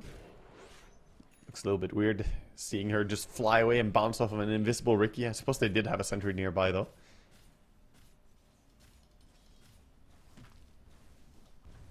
And thus far, Radiant in a minor lead in this game, but not able to really capitalize and get towers taken with it. Nature's Prophet perhaps thinking about getting the side lane towers a bit, sending his Greater Treant over, but hasn't really wanted to make a move down there. Probably concerned about getting caught out. Ori? Jumped by the Marcy ulti and Darkseer. Marcy's held in place. Did he just solo kill him now? I think maybe. Lotus? Yeah, I think he's got it. Full poison. Maybe the Lotus Seal is going to be enough, not with Uragi nearby. They're actually coming through the portal. Nice vacuum with the combination. They are slipping out of the damage from the Jakiro. Any TPs for the troll? Looks like he's potentially going to run it off. Kaori's off the back of the respawn. He doesn't have mana for ulti. And they're not going to get it. Wow, Oh. super late ultimate. What? This is 1 by 1? Earlier.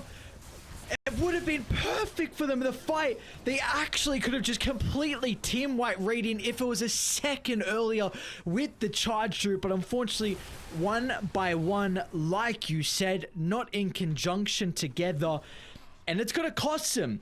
We are in a grand final series, Wagga. This is a team you're going up against. You cannot be playing like this. 4,000 lead now for the boys on Radiant.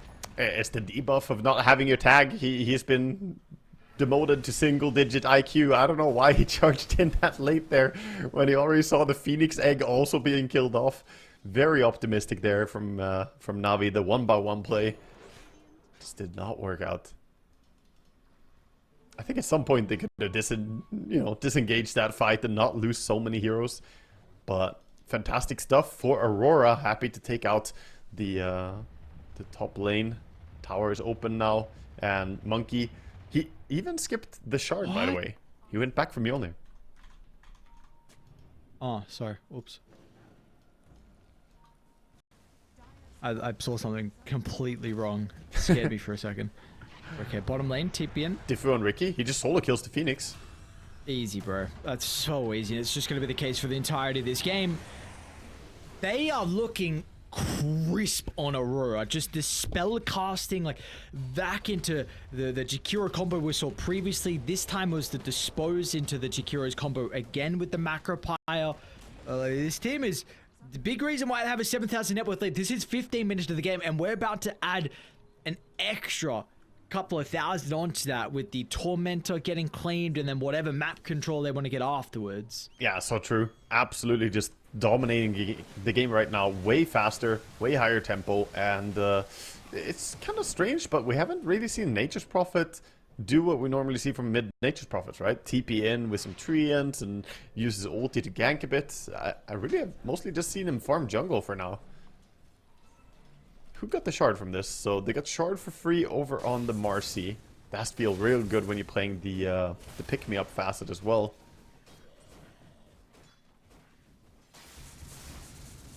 Yeah. Impact damage increase. Yeah. And gets the Sure, speed even boost for herself as well. His hero farmed so poorly too, so any little bit extra damage I imagine would be quite nice to assist. And this hero, we know what it can do. We have like late game Marcy as a support can be super frustrating with like phase boots, BKB bash, like that's it. And I think we saw what the last Marcy game we saw, right? That just wasn't the case. You didn't get to that stage, and is already super rich on Mira. Oh no. Oh no, I have bad news for Shadow Demon. There's already shard on Ricky. Minute 16 he's picked it up. So now he cannot target allies in the smoke.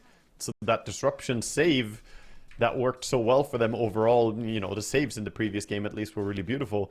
Not gonna be that easy against the Ricky. So if Ricky either jumps the SD or if he jumps to target you on a save, it's not gonna work out for you. Nature's Prophet just inhabiting the backlines right now, trying to farm the enemy part of the map.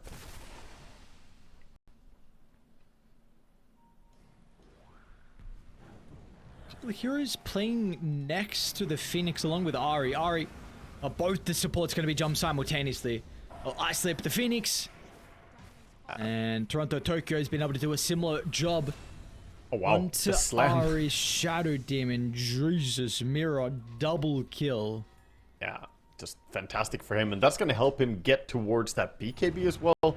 That I think is so important when you play support, Marcy. Your first and most important item.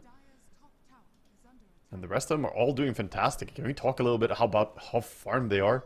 The Monkey King obviously leading away. We've been hyping that. But look at Darks here, man. He's got Halberd, Pipe already. He's looking huge. And he queued up the Shard. Again, I'm a big fan of this. This Shard is so underrated. This has to be one of the most underrated shards for how good it is. The moment you play against it once and you get caught in this stuff, you realize how strong it is. Oh boy. Oh, Ari. It was bad. Yeah, the Pav is not gonna do much against Ricky's damage output. And this is just a non-stop feed fest for them. They cannot get out on the map. Nobody is making moves as well. The Primal Beast, you know, probably the hero that you need to rely on and lean on, but he says he can't play the game without BKB, so needs to farm 300 more gold. Then he could be the one to lead the charge, but are the others going to be ready? I feel like Nature's Prophet and Troll still need a lot more time. I guess we'll see about that. Thank you, Jakiro. Yeah, he knows. Ricky's... Sorry, Carrier's going to be able to get the Sunbeam off the map. Very cool. Meanwhile, Kiyotaka is stalked. Oh. He's spotted. He walked under a ward before, but I think he's far enough away from the troll. Not going to be in danger. But where's the help? Where's the Nature's Prophet? What was the charge in? I don't know. Oh, this is... I mean, you're just playing solo Dota, right? It's just one Primal Beast going on a Ricky, but if you don't TP a Nature's Prophet, there's no way he dies. I don't know, man. This looks very disjointed from Navi. Aurora, on the other hand, I mean, they're thriving in this. Doing whatever they want. Ooh, he tried to vacuum him out of the Icarus dive. Didn't really have the cast point for it, though. Well, here comes Kiyotaka. Does he go into the T2 tower? Hell yeah, he does. I bet he does. And the Gossamer Cape saves you from one hit, but there are many. They're Oh, the tipping vacuum! in. Nice timing of the tricks of the trade as well. They're still going to be able to get the stun. Sunbeam getting layered down. The pipe. Decent chunk of damage. Just nowhere near good enough, though. Control will not stop them from being able to disengage. Yeah, that was the impact of the pipe right there, saving them. A lot of magic damage was being done with the barriers, protecting so well. And they're in firm control of the enemy ancient area. Nature's Prophet gonna TP over to the left side of the map, try and farm where the Radiant aren't playing. But still, this is 40 seconds until Wisdom, and it doesn't look like they're in a great spot to try and contest it. Primal Beast still that 300 gold away from his BKB.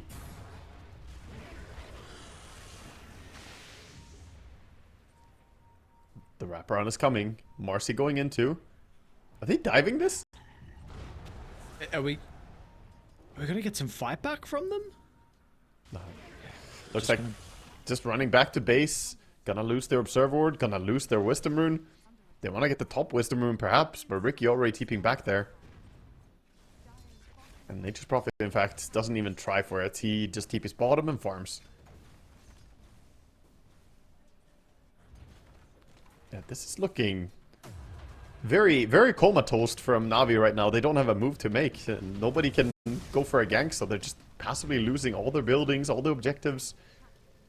Aurora firmly in control. Yeah. Yep, that they are indeed. This is looking like a scary Aurora at the moment. Yeah, Monkey King has the full level 15 and BKB timing, so get the cast range on the tree dance. Gotta be a little bit faster across the map. And they're already drawing. They're saying go top, take over the top part of the map. Nature's Prophet at least cut the creep wave bottom, trying to do so on the top lane as well, most likely. The rest of Navi have to be so careful though. The troll. It's got Manta. It's got to be this fight. You lose for this fight and then the game, it just gets too far out of reach. Oh. Doing what they can. Can they get out of range of the Wukongs? It's a pretty good supernova over the right side, but it's just not enough damage. Radiant shrug it off. No one's died just yet. Somehow Boom was able to slip back into the base and Really? Zero casualties? Somehow, yeah. The Marcy jump didn't connect on the troll there. I think she somehow overshot it. I think Monkey may have moved forward and then the angle got all wrong. But ultimately, Radiant are happier with this as the BKB was spent on the Primal Beast. Not gonna be easy to defend. They also used the Supernova, so without those big spells, just gonna have to give up another lane here, it looks like. Mid tower starting to get burned down by liquid fire. Meanwhile, Ricky looking for the Phoenix top. He's on him. Phoenix is gonna go down. Wait, do we have detection? Yeah, sentry, but that's it.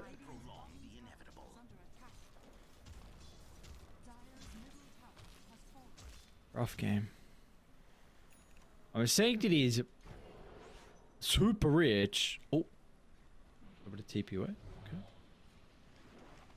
Yeah, I mean, Monkey is actually starting to hunt for the Nature's Prophet a little bit now. He's going along the bottom part of the map. Nature's Prophet is hiding over to the west, though.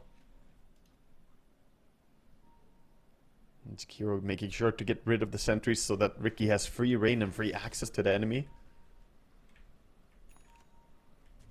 And pretty correct read. The little scribbles on the map drawing where 3 heroes are indeed sitting back.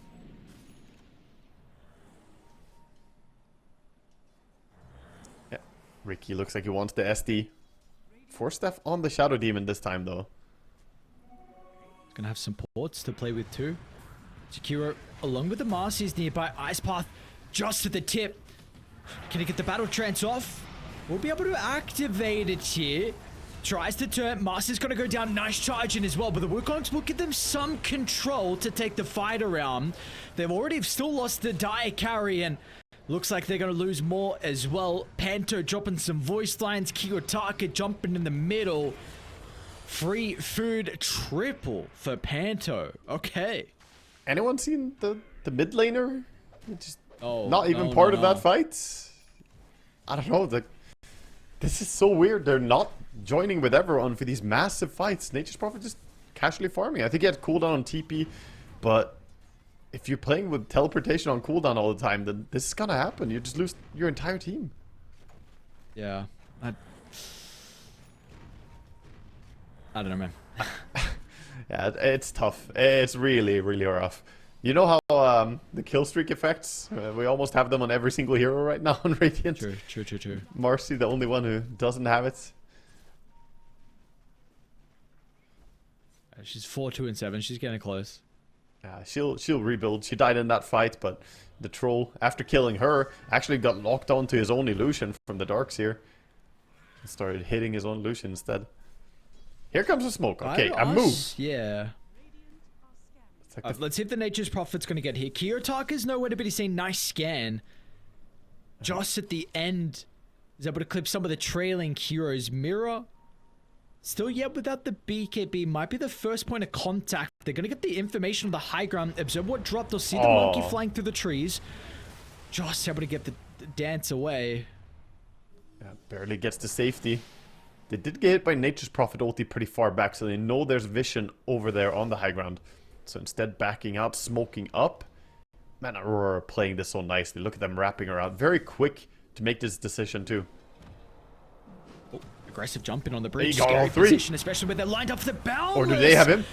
Supernova, I don't know if they're going to be able to run over the bridge. This actually will favor Dire heavily with the placement of the Phoenix ultimate. They've lost the troll still, and maybe afterwards... dude, it doesn't actually matter. They have such an overwhelming amount of gold where it doesn't matter even how good the egg could be.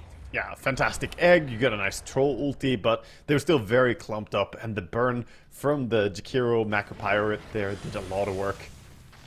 Actually, it was mostly just Wukong's. Holy. Yeah, 7.7k damage from the Wukong's command. Or from the monkey overall. That's crazy. He just bursted the hell out of them. I thought more of that would have been from the support, but his Mjolnir did 760 damage over to the troll. God damn.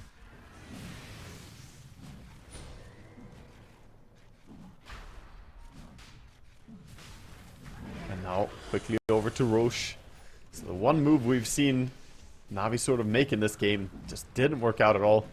I keep seeing the grief from the reposition on this Jakiro. Just throw him in there. Keep tanking Roche. Aegis going. Mess around a little bit. Yeah, Aegis over on the Monkey King, who went back for an Echo Saber and going Harpoon. He's also going looking for some kills. He walked under the Watcher. He's been spotted. I don't think he saw them though. He barely didn't see them yet. He has no clue. He was so close to them, it's insane. He's like, yeah, nobody's up here, guys. They're not tough. Meanwhile, all of Navi are like, stay quiet. Don't let him hear you. Easy wisdom snipe. Both teams with the scan. Oh. And I know he's sticking around. He's hanging around for a while, and that's gonna cost him. Oopsies. Oopsie oops. Yeah, get everything. Wukong, Macropire. They're not saving any spells for later. They don't need to. Team fights are too easy for them right now anyway, so might as well use it for this pickoff. And to his credit, Nature's Prophet is pretty farmed, but that's also like all he's been doing this game. He's holding up decently with the rest. He's ahead of the Ricky at least. TP out. Yo. Barely. Scary when you got to use a BKB like that. Yeah. That's really rough. Now you have that on cooldown as well. Good thing is there's not really that many objectives anymore outside base that you have to worry about. You already lost 2 of your tier 2 towers. The Tormentor, I guess, is going to be the objective that they head over to. Will they get more heroes down here? Darkseer coming in. I think the 3 of them can actually take it. They're so farmed.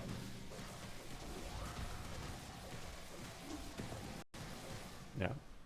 Gonna get it. Didn't even need to pop the ulti. This fight? Is the greed gonna affect them though? They try and tip into the outpost. Supernova will give them control. And while the Darkseer's in a lot of trouble, they're just gonna cut their losses by the looks of it. So finally, dude, we get some kills on the boys on Dire. Yeah. Absolutely amazing for them to get any kills. Must have felt good to see that Tormentor fell, so they know that not everyone can be nearby. And they confidently go in on this fight, punishing the Darkseer and the Jakiro. But that's still a fight when there's no Monkey and no Ricky. These are the 2 problematic heroes for them right now. Yes, Darkseer is like the one who provides a lot of survivability, but they're not the threats. How can they stand when the Ricky and Monkey arrive? They need to find a way to solve it. Looks like BKB is going to be the play for now over on the Troll. He actually has a casual Blade of Alacrity. I think he was wanting to go... he wanted to go for the Aghanim Scepter, but then opted that you need BKB. Otherwise, it's just unplayable. Which I think is right. You're against the smoke screen and stuff. Jakiro. Too many things.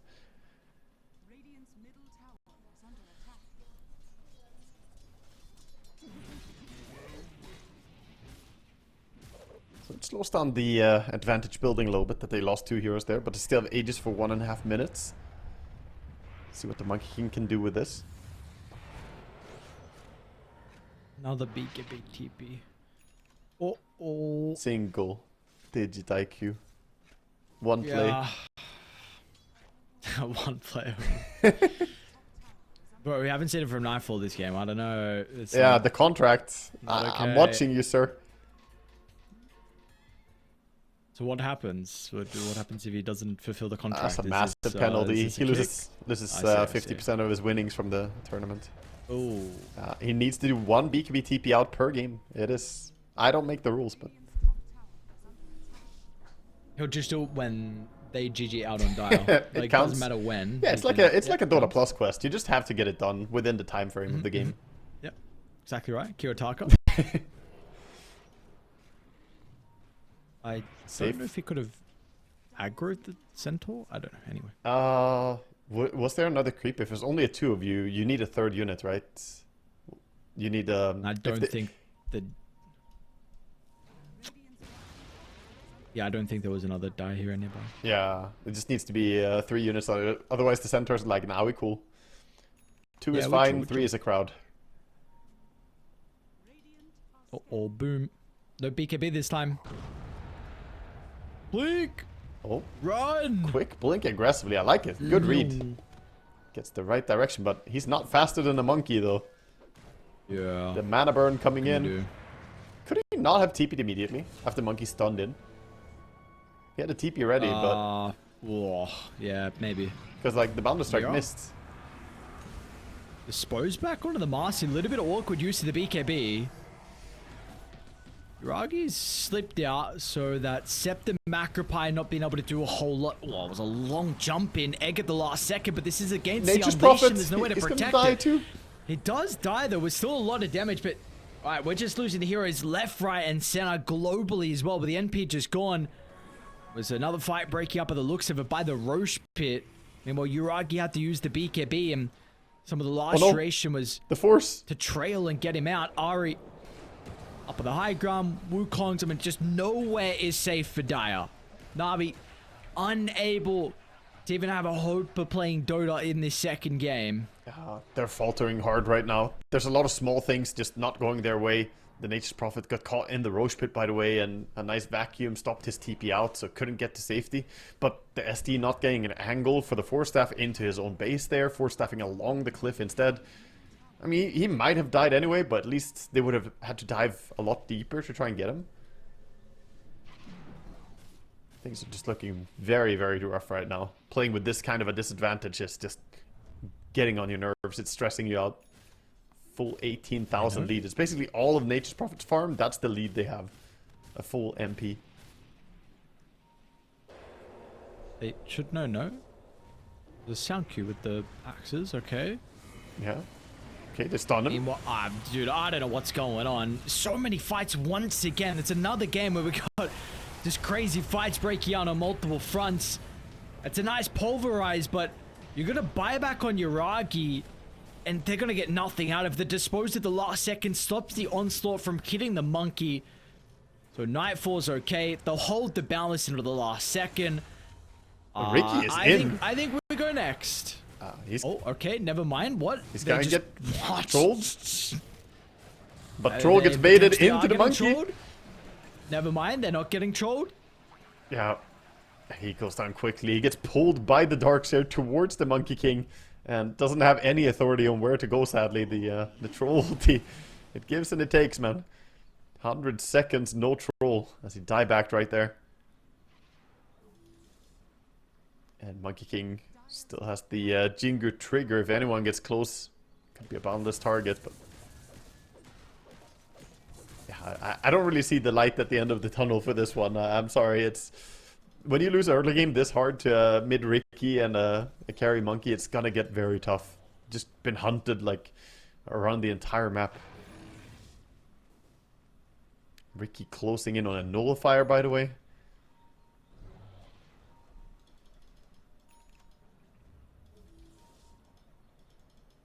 And meanwhile, you have, yeah, sorry. No, I was just gonna say how frustrating we game it must be. Yeah, for sure. It's very tough to stay composed during this. Backs, they've got the egg. Okay, yeah, it's all into a Nice timing Darkseer. with the pulverize. There we go. There we go. There's a combo out. Using spells together. We're gonna get the kill into Toronto, Tokyo. Yeah, big kill to get. I mean, getting tons of gold for any single kill, but now they see a chance to maybe take the fight afterwards. BKB ready on the Monkey. Spells on cooldown on Dire. Dear A lot lord. of hate for the Phoenix. Yeah, he's not there anymore. Gets an Aghanim Macropire and a Boundless Strike on him.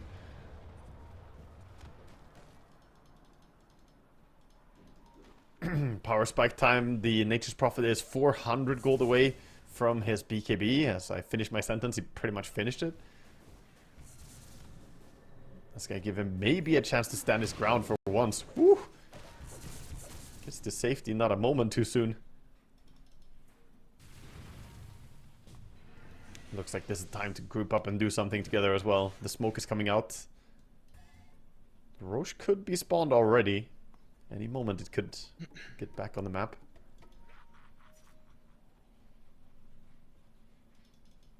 Let's see what Dire can lock onto. If they run into Ricky, they have to be fast. He's got the BKB ready as well. Yeah. Got the blink and gem though, so Primal Beast can just blink him and click him. It's so close. The gem isn't there. Oh. Yeah, just smoke broke, and Ari very fast with a reaction to blink to safety, but sadly not the way they want to break that. And now Ari's under vision. He's under a ward. Okay. Okay, can set the river. They're trying to do their best. Meanwhile, Troll is locked onto the Marcy. We'll be able to get the solo kill. 1 for 1 at the moment. They're probably going to lose the Phoenix as well. You might have a problem with getting the Nature's Prophet out of the fight. Drops down the Macropie, tries to step over the left side, but the damage is starting to rack up. At meanwhile, hang on, the Monkey King, yeah, Troll has finally been able to lock onto his target, but can he get through the Jingu live? Still, it's not enough. He needed the BKB, he needed the Battle Trance, and he didn't have it towards the end. Nightfall is fine. The only casualty is going to be Mirror. You buy back out a Boom, but yeah, he's unable to get in towards the tail end. Double buyback used and still feels awful. You have 80 seconds of no Troll. So at least you know for sure you cannot contest this Roshan, but might even be a chance to go high ground. Looking at the heroes though, probably more inclined to taking that safe route, get the Aegis advantage. Monkey, by the way, we've been calling. I found the term only last game, but this is the refresher qualifiers, man. We're back in a refresher for Monkey King. Yeah, That is something Troll wishes he had in the previous fights. Sadly, he is pretty far away from that. 10,000 behind his counterpart in net worth.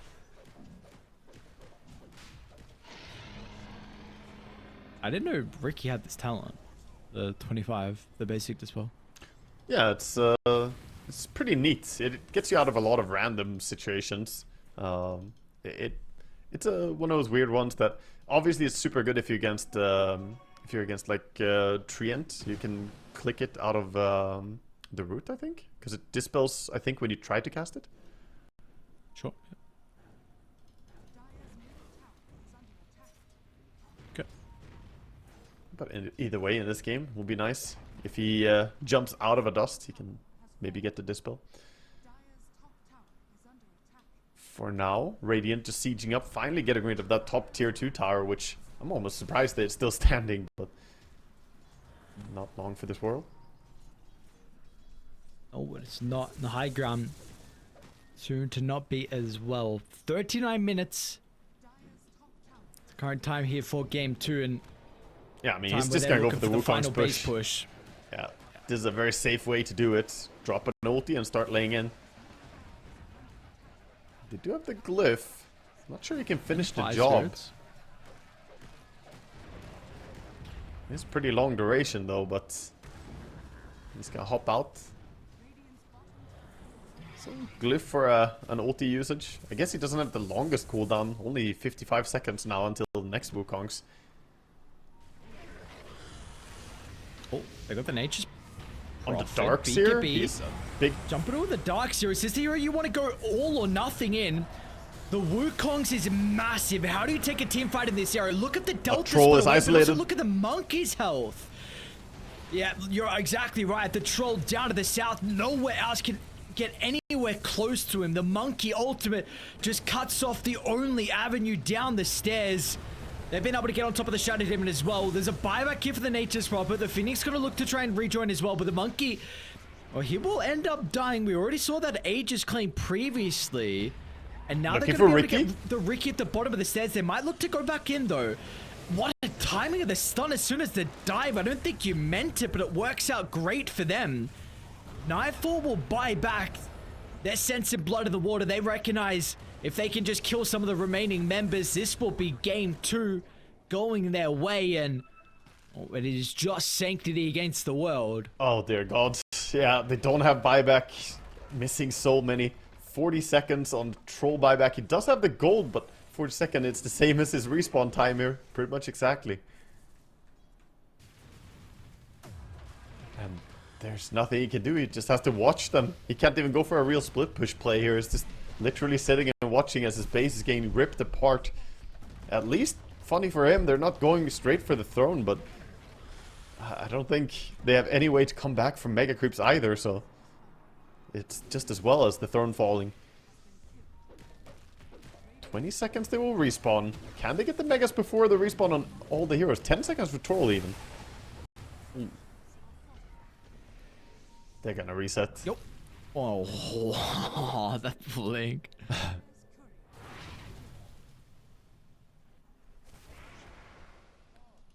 Okay, so who bought back last fight? Monkey, Jakiro. Who didn't buy Two back? buybacks from Radiant. Yeah, they came in. So Marcy and Darkseer are the only ones who buy back right now. Ricky could have buyback, but he's missing gold. And Troll is about to have his buyback in just a bit as well.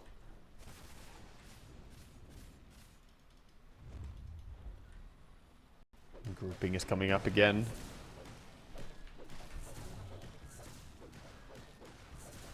Monkey King with the same intentions. 30 seconds cooldown on his refresher. Might just go up and drop that Wukong's again.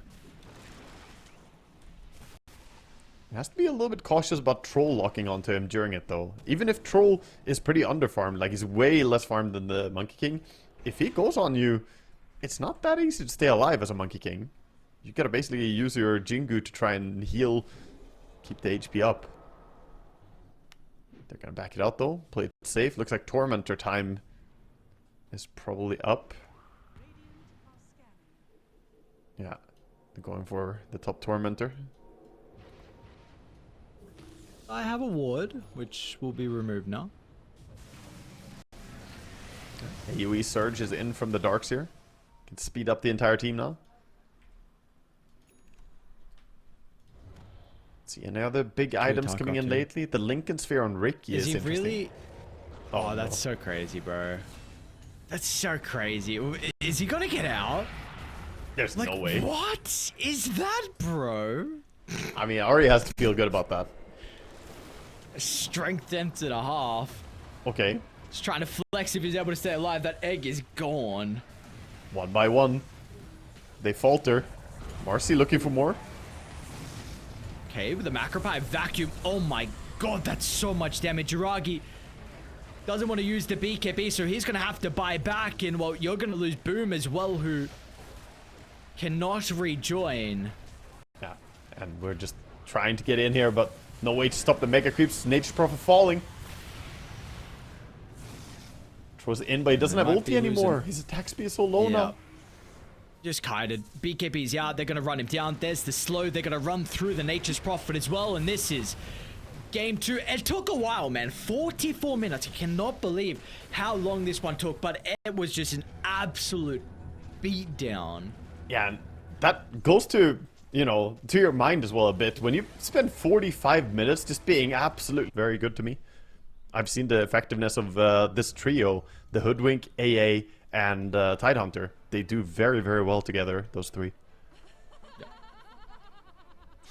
Okay, so then with that all being said, what, like, best case scenario, what is the path to success here for Na'Vi?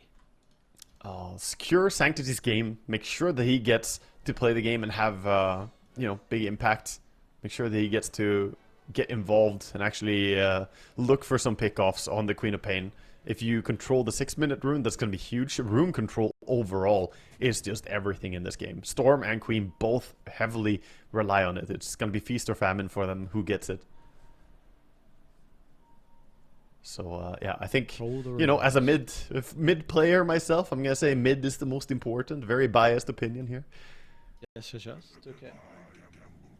But you know, though, because again, we've spoken about it yesterday. You trying to, for a little tournament, you made the transition over to 4, so you were learning that. Yeah. You had to experience what it was like being a support and trying to secure power runes and water runes. So, yeah, okay. we played in the Swedish Championship. Played against Pablo and Charlie, the rest of the stack there in Bengan and so on in the finals. We ended up losing. They won, so GG well played to them. We got the 2nd place.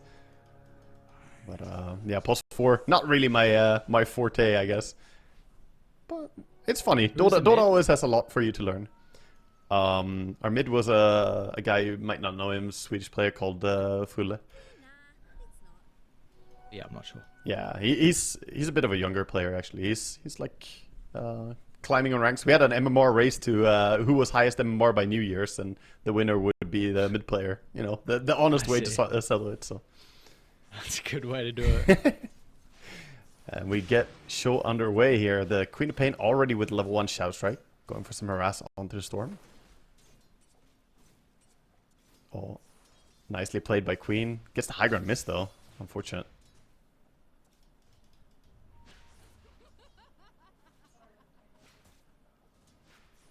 Again, the high ground miss. These range creeps just not playing along with him. Yeah. Take a quick look at facets. Yeah, we have the Twin Terror. Yeah. Skirf went over earlier. That's pretty much the only one that's different.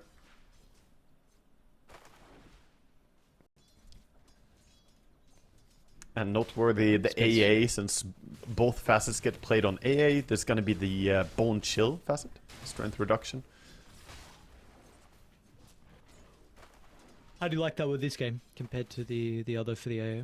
Oh, looks nice. I think strength reduction is overall pretty decent when you want to burst someone as fast as possible, and that's kind of what their lineup is tailored to do. I think shoving lanes is what the other facet does best, and they already have good heroes for pushing lanes out. The safe lane of Terrorblade, not that easy for the Tidehunter to go up and stand against, but he's doing a good job getting his last hits out so far.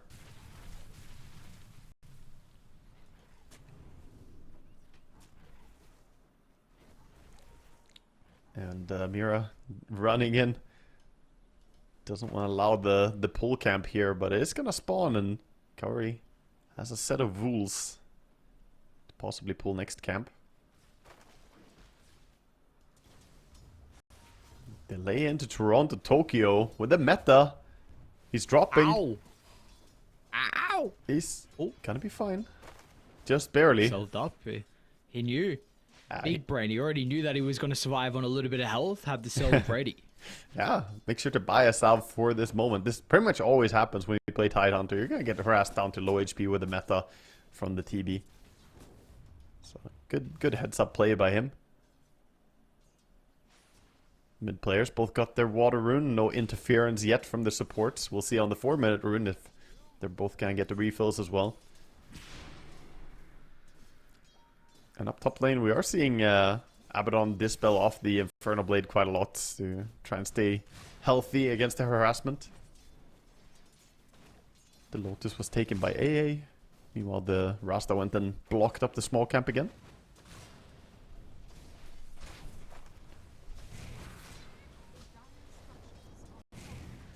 See, like if you're Rasta, do you give solo experience here to Boom under the tower, or? No, I think you have to stay here, because otherwise the damage coming in from the Infernal Blade can be used without triggering the aggro of the tower, and then the AA auto attacks. You kind of have to fight back like what Ari is doing here, trying to do whatever damage he can. Gonna salve himself up. Mid laners both dropping pretty low. Trading hits. No point to scream of pain, so he has the Blink Shadow Strike build. He could look for an angle to blink over, get a Shadow Strike on him. Remnant misses. Ah, yes. He's gonna blink for this rune now. Not even. The Hoodwink. Easy. That's a sad storm. Away Kiyotaka. Just sewn him away. Hoodwink. Nice bushwhack, holding the Rasta away.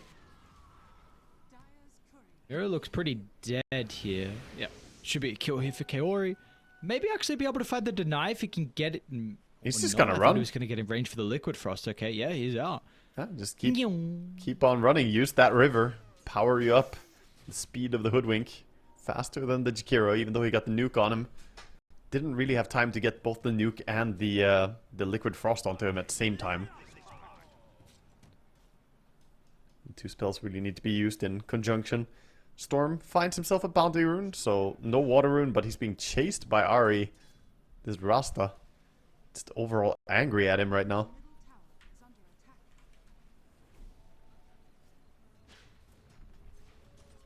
Kiyotaka. He's gonna stick around. Not going base, but his HP and mana quite low. Pretty greedy. Did get to stack up on the camp, so wants to farm up the Marsh Mages. The Boglets. Where did these rank on your list of satisfying creeps to kill. Oh, that's so damn there? cute, dude. I love killing them. They look so goddamn adorable, these little things. They I just... don't know how I feel about what you just said then. You I- love killing them because they're cute? Yeah, Adorable? I don't they know. look so derpy, dude. I mean, look at them. No, it's satisfying. You throw in some nuke on them, you just watch them disappear. It's good. I don't know, bro. Not much is better than farming satyrs. Satyrs are very satisfying because they all kind of die at the same time if it's the medium camp. You know, Yeah, it's the two big ones. fuck the mud golems. Depends what hero you are a little bit. Can be hit or miss. It's nice when you kill the big ones and then it also kills the little ones too. Ah yeah, the one nuke. Wow. Okay, a lot of damage onto Sanctity. Okay. I like that Sanctity didn't overcommit into Shadow Strike build to try and shut down Storm fully here. Instead, going back for his points, he has the ulti already and the Scream of Pain. Toronto, Tokyo? What you up to, brother? You going TP or are you just maybe looking for another anchor into the TP out? They have or Ice they Path. Okay. Was he holding his skill point? I didn't actually I think click on so. Theory, or did he? Yeah, I think he held it. That was the first time I saw him use it. Very nice of him. Level 3, you don't always expect Jakiro to have it. If someone thinks it's weird, you TP it right in front of a Jakiro. But a lot of times they do put points into either Liquid Fire or even Duro Breath. That means he's going to respawn without TP though. At least he got boots to waddle his way back to the lane, but not off to a fantastic start. And what we talked about in the draft, actually, we said that Boom needs to have a game. He needs to play the game. Look at him. Top of the CS chart and actually pretty damn high up on the net worth chart as well. This Abaddon is having a good time for now. Finally, we might see him actually get to play the game a bit. What has he got queued up? Yeah, just the Radiance, okay. Is there actually any other build that we do see from the offlane Abbas? I don't really see any. Yeah, we've seen a little bit of Harpoon Abaddons, but they can fall off in farm. Doom gets thrown onto him. He's level 6, but does it matter much? We'll see. They hold him in place. A little bit of damage after, and he should be dead. Try to TP in though to maybe get some revenge afterwards. Mirror's just is There's like a "Alright, lot of Nightfall, heroes. if you can live, then sick, but I'm not sticking around to see. Yeah, Mira quickly just cutting his ties there. He's like, yep, we got what we wanted. TP's couriers can get brought down on the way down to him as Tide is hijacking the lane and farming up a bit. But yeah, that's still a kill. I mean, Doom is probably happy with that. He gets to kill. A ton of TPs were forced and reaction was made towards that lane. Gives time for Storm to keep farming up a little bit. And back onto the Abaddon. He doesn't have ulti yet. Yeah, a lot of damage. Supports are there though. That's Ice Path connecting onto 2. You've also got the Terrorblade coming through the portal as well, which might catch them by surprise. Yuragi will be revealed though, and as soon as that's the case, Nightfall, is he going through the portal? Yeah, he's just leaving. He's heading down bottom. This is okay. The push is coming in top. They don't have the best heroes to stop a Terrorblade sieging up the tower. Not even clicking the meta yet, but I think he could almost just to take the tower. Doesn't really need to though. Maybe he'll save that for another tower siege. And meanwhile, the Doom and the Tidehunter both sharing the farm bottom. Just reveal himself onto the creeps.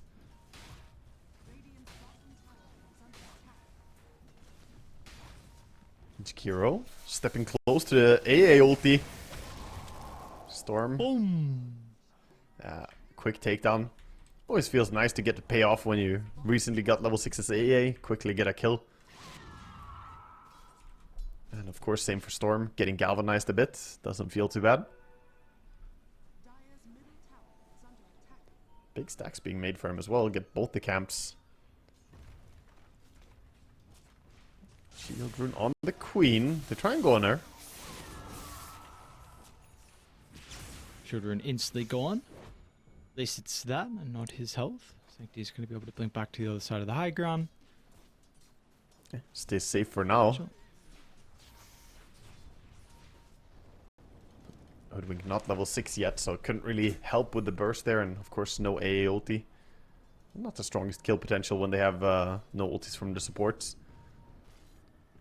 Looks like TB might consider going down. Oh, he's gonna go towards the triangle actually. Thought he was gonna head down bottom and take that farm again, but looks like that area is being firmly controlled by the Tidehunter. Terribly joining for the smoke. Some time invested here, but aggressive play.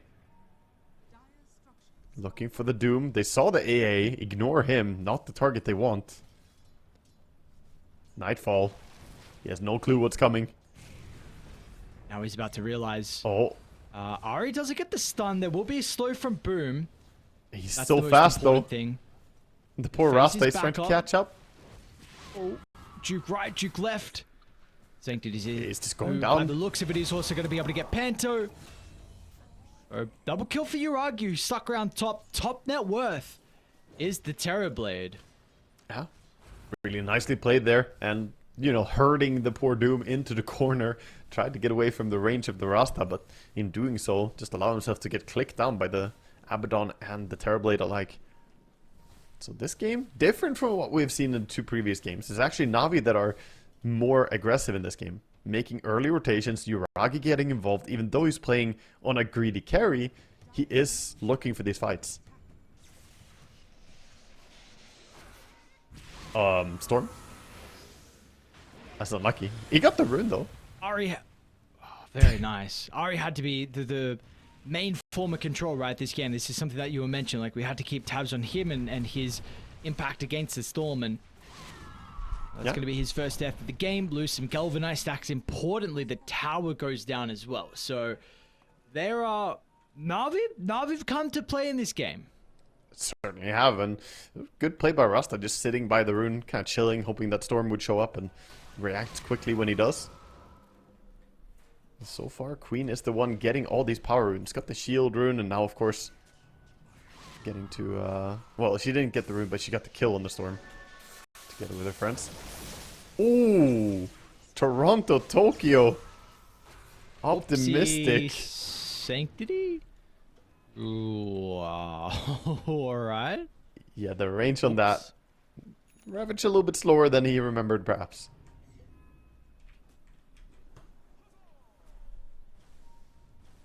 Out to safety, and Queen of Pain has a full Dagon completed. Kyotaka. Damn, he wants to force something with this DD room, but not finding it.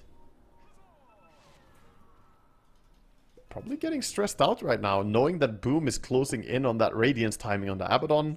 Terrorblade having a great game. Play is coming down towards bottom. TB is joining. They saw TB through the gates. Panto? He's being sold here. Be able to get Ice Blast off by the looks of it. Okay, never mind. Gets the ulti out, but doesn't really do too much. And 5 seconds for the Wisdom. They'll at least be able to take the Wisdom before they lose the bottom tower, but no way to defend this. Abaddon and TB just can't claim it.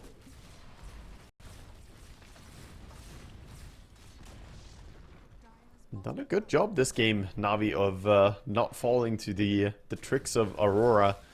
The early moves of Nightfall and so on through the gate. We haven't really seen it this game.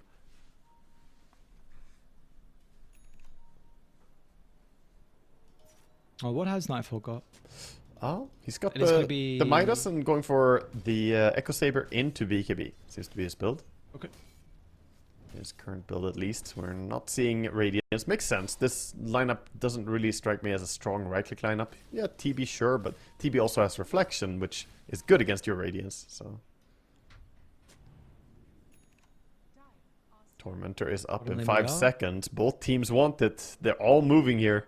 This is gonna be the big fight. Ravage is still on cooldown though. They're going to lose Ari, though, before the fight even breaks out, which is important. Do buyback. Ooh, it would be costly. You'd lose so much gold, and your game could be rendered completely useless if that's the case. Boom on the low ground. Looks like they'll have to give up the area. I don't think you buy, because you don't have tier 1 tower. If you had tier 1, maybe you buy back and look for a fight, but they didn't really use any big spells to kill him. Hori. We're on to Toronto Tokyo. So both supports. Jesus, that was a lot of damage. Queen of Pain probably wants to hang around, look for that Sonic Wave and Dagon, but a little bit too scary, all this catch. Not really going to be able to do so. So the course get away, 2 support kills, and very, very nice Tormentor for them, since Radiant also invested a lot of time sticking around the area. You could say that this took a long time to kill the Torm, but that was time that Navi also invested into this. They got nothing. Yep.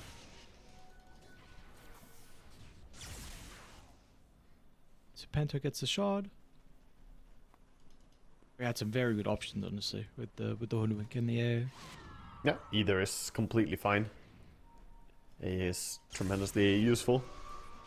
Long zip in. Kiyotaka spies the Jakiro with the Ice Blast as well from afar. Ari tries to drop the combo. Nightfall's actually going to doom him.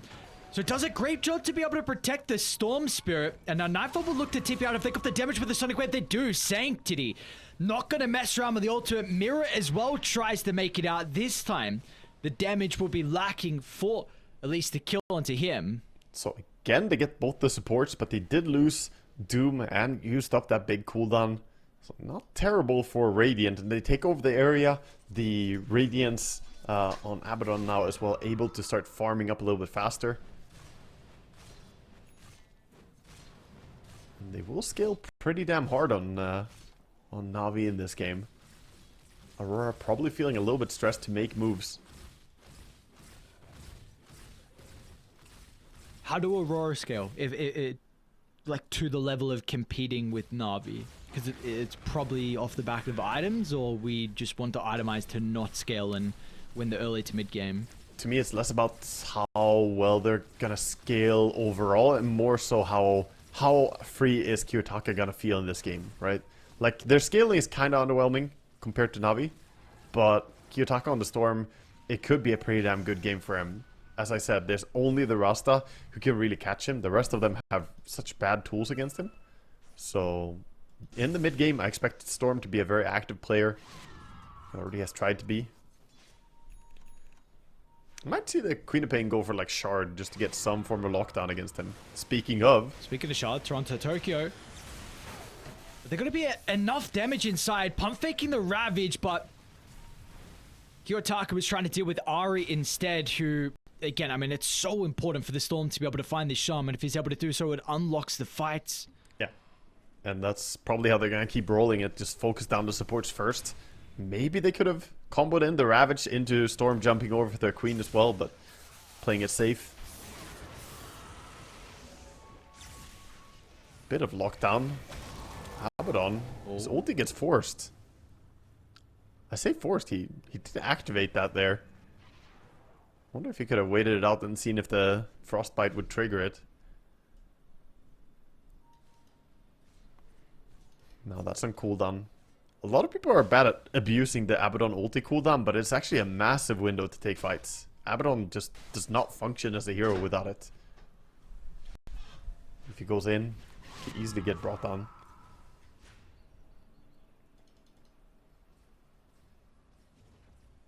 They're actually going to smoke up as well from Navi, so Rihiro is looking to try and invade into the triangle where Nightfall is currently farming, but he's already cleared the camp.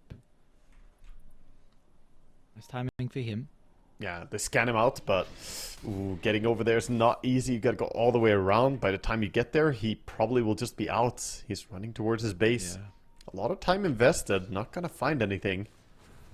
Meanwhile, the smoke gets activated on the other side of the map by Aurora. The Storm looking for something with his buddies. Basically the same move going on. The two supports and the mid laners hunting for kills. Oh, if he shards him, Sanctity that's a can kill. die without a doubt. Vortex into the shard, and they won't need the Ravage by the looks of it, because Mirror is also here to offer the control. And they've got an amp damage. They could go bottom. Oh, yeah. Navi, let's see if they're going to get out. Do they do it together? Do they just TP? Because if you go one by one, you're going to have a difficult time, because Kiyotaka is isolated Ari inside the river. Ari They should be able to deal with... I mean, he's not going to die inside the shackles. It doesn't matter. Glimmercape protects him. Kaori will be able to escape. It looks like some of the other members are out too. Boom hasn't TP'd. Thought he was going to be able to run it off. He's holding Vortex him. is there from Kiyotaka. He can borrow time to get rid of it. Toronto Tokyo is starting to swing over. The bushwhack. It's going to be vital to the kill, and Here it will comes the land shard. there. A great placement. Dead in the water. And he is as good as gone. Aurora. What happened? I mean, the early game from Na'Vi was... It was looking competitive. You were saying like maybe Aurora feeling forced with the movements they're doing across the map, but this game it's blown wide open. It's an 8k lead all of a sudden. 6 minutes ago, Na'Vi were ahead, and now it's an 8k lead over the other way. Crazy how fast they swung it around, and they haven't even needed to spend a lot of their abilities. They didn't need to use Ravage here. They still have Doom. They have all their ultis ready. So, just fantastic pickoffs, good read on the map, dodging the smoke gank bottom, and finding a smoke gank onto the queen mid. Things are just working out a little bit better for them. Na'Vi have to be careful now, showing on the side lanes. Ulti, fishing for something down bottom. Titan's showing mid, but he's not the most fun target to go on as he has the pipe already. Pretty early pipe, and looks like he's going for the full Aghanim Scepter next. He is only 1,000 gold away, and he will have Aghanim Scepter to kind of spam the long-range harassment as well. Adding more to the already existing AA and Hoodwink for long range. What are your thoughts on this? Do we like the item choice for Toronto Tokyo? Yeah, I think so. I mean, he could go Blink to try and blink onto the Queen of Pain or the Rasta, help out with initiation, but I like the tankier approach, and honestly, you don't need to blink if you just gush from a million miles away. I'm a big fan of the Aghanims. It farms faster, and it's still very, very strong in teamfights too. If they were desperate for him being the initiator, I think then the Blink Dagger would have been better, but they got all the different ways to initiate now. The Atos is up, the Shard is up. This is what we have seen before. The Tide and Hoodwink work so well together, and of course, not even mentioning it, but they have a Storm, you know? He's just flying around doing what he wants. Okay, well, we are starting to see Na'Vi already clump off for the Tormentor. Still a couple of minutes away, I believe, but they're wanting to try and set up, maybe drop some vision down preemptively bottom. It's 3 minutes also until potentially Torm. anticipating Nightfall to be farming here. Mirror's in a pretty good location to be able to stop the shackles, which may enable the BKB to come up from Nightfall. He uses it even though they saw Sanctity. So he was going to die regardless with that Sonic Wave nuke, and it was a nice attempt from Mirror, but Kaori maxed out Ice Path. That was the control they needed. Straight into the Roche Pit. The A ulti is there very early. They're not really there to fight at the same time, so once this A ulti wears off, could be good for Na'Vi. Except the Aghanim spam, dude. You can just sit here like an artillery. They gave up on it. Look at this range damage coming in. It's really frustrating to play against. And so what did they use on Radiant then? Macropire, Serpent Sonic. Wards, Yeah. Meta as well, Sonic. So yeah, you just unable to get an objective off the back of the kill. I mean, Dai's Roche taking is abysmal. You're not even going to consider it, but maybe you look for kills, blink away, Sanctity. Yeah, at fine. least they're hurting them away far enough. If they fare them all off to the other side of the map, they could go for Roche. It's not impossible with their heroes. They're looking like they're thinking about it now. As all of Radiant pretty much have cooldown on their ultimates and have been firmly shoved away from the Roche area. Now they go back into it. They got the Gush minus armor, and you know, they gotta do it together. Completely agree, this is not a fast Roche team, but it falls. Yep. Aegis on Storm, more than likely, right? Oh yeah. Every day of the week. Storm is just absurd hero with Aegis. Best hero in the game. He's sipping down, looking for something. Over on the Torm. Tor keeping in the tree line. Stay safe. We have 1 minute until the bottom Tormentor is up. You have a timer? Am Yeah. I missing something? Yeah, in my head. Okay, I was... Yeah, they killed it 15:55. I think was the time. What? in your head, perfect time, 15:55. I think 55. Okay, we can check. See if it's 25:55. Scruff can fact check me on this. We'll see. I didn't know if it was in the Kaori. Toronto, Tokyo, and Panther should be able to get a kill. Second one, both supports dying across the map with different sides. I wasn't sure if it was with the new like. Nah, no caster tool for that yet. No UI. Yeah, I didn't know what to call They it. could add that. Could be kind of nice to know. But I guess it keeps us disciplined as casters. We gotta, think about it. Oh, 3 seconds. Scruff, is it up? Let's see. 2 seconds. 55? 1 second. It's 55? Not 55. Come Oh, 57. on, mate. Oh, it's up now. Oh, 2 seconds on. off, man. Yeah, but that's not good enough. You're playing It's not. competitive. That's not good enough. It's not. It's embarrassing, honestly. We would have wasted a grand total of 10 seconds because I would call my entire team over, so we would waste 10 seconds of our life just watching at it combined. Are you the? Hang on, wait, because we've probably got a fight going on. Aurora. Smoked up Toronto, Tokyo. Where are we looking to go? Sancti's got a high gun ward, so he's kind of protected. The rest of the team also. Ari's doing a good job to act as a bit of a protection. Oh, that's not a for queen. Boom as well. Do they want the queen? Oh, yeah, they Blinking? do. Force the BKB at least? Should be able to. With the Or Atos. just kill him. Oh, Wow, he didn't She's a BKB. bit greedy. Oh, very, very greedy. She's like, yeah, it's just a bushwhack, I'm fine, but then they just lay in the stuns.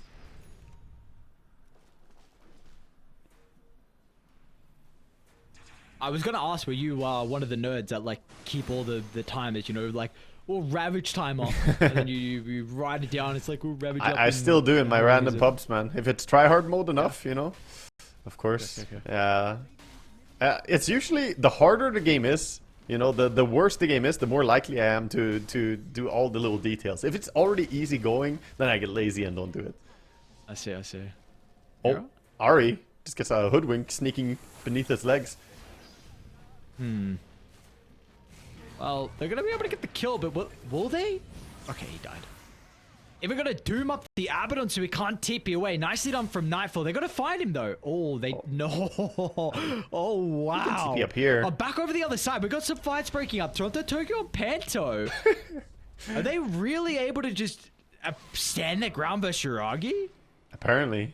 I mean, it's the damage reduction. Tidehunter is so good against it. But how the hell did Abaddon just break their ankles there? Boom, just That's crazy. Impressive. juke and jive. Completely out of there.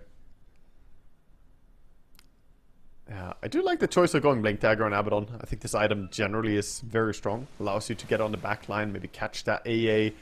And, overall, the Abaddon is pretty low mobility, so catching Storm can be good. And, of course, you can always blink during the borrowed time proc, so you're not taking damage. Queen under vision again. Walking out. Don't have all their spells though. Ravage on cooldown. Doom on cooldown. Might not want to jump that immediately.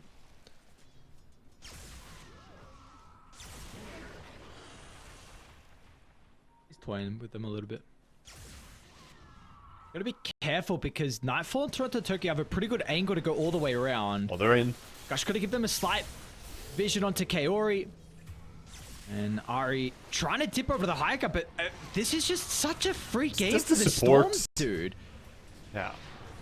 Are we gonna just TP into a Ravage? Toronto, Tokyo with a pump fake. Uragi, he is nowhere to be seen with the meta still on cooldown. Queen again. There's your Ravage. Yeah, Queen is gone.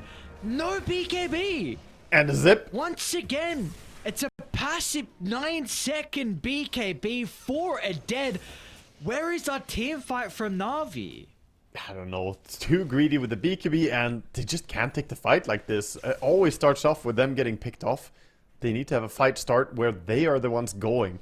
They need to lead with the Rasta, but he opted to go for the Ether Lens. I honestly think he kind of needed to go Blink here in this game so he could jump the Storm so they could actually lead the fights. This item works great when you get to sit back behind your team, but that's not happening. Every game you're just getting jumped by the enemy. Okay, they're onto a Tidehunter. Let's see how much the Jakiro and TB can do. Okay, Tokyo. Ice Blast flying through. Oh, wait, the TV's going to be cautious. Oh, he's trapped by the wards. Should be able to get the Sunder onto Aura. Yeah, okay. Sonic Wave as well. It's pretty massive from Sanctity, but they don't have a lot of mana. Oh, yes. Kiyotaka. He doesn't have TP. He's actually pretty vulnerable here. He doesn't have a TP scroll. He has TP ready, but doesn't have one in his inventory. If he had a TP scroll, he could have TP'd out. Oh, that's gotta hurt. That was actually very costly now. If it was just the two of them dying to all those abilities used, I would say, okay, you know, it's kind of fine, but it's really not. Oh, Nightfall? Doom? Okay, Oh, he wants him. Did he do enough damage? Yeah, he did. Yeah, I think so. Goodbye. Or, yeah, he should be dead. He's dead. Definitely. The Sunder? Ooh, Nice. The one heal mechanic big that you brain can't stop. stuff. AA and Doom. These nerds, they want to prevent healing, but TB, the finest medic in the land. Technically not a heal. Just took my HP, gave him mine, took me. Literally cheating, this man. And look at the shard, just passively healing him up afterwards as well. He gave all his HP away, but he's kind of regaining it pretty fast from the shard heal. Yeah.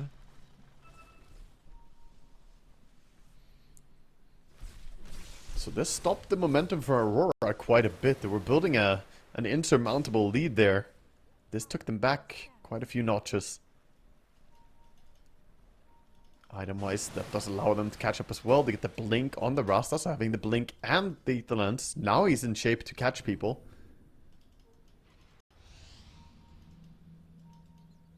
So 50,000 lead, actually, yeah. So down to 10. Yeah, back significant. of There that. it is. There's the catch.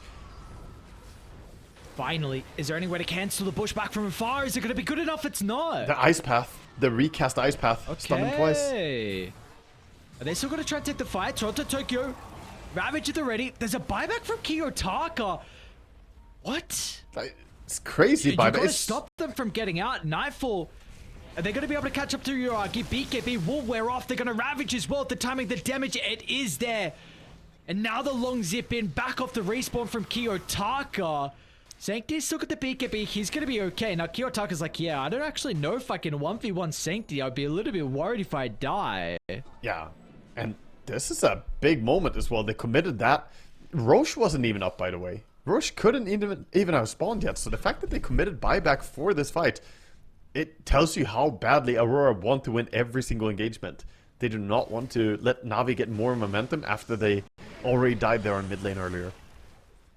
So this keeps at least Navi at bay, keeps them in their base. Roche could spawn any moment. But you gotta worry about the Storm getting caught one more time. If he dies like that to a Shadow Shaman Jakiro chain stun again, then with dieback Death Timer, it's gonna feel awful.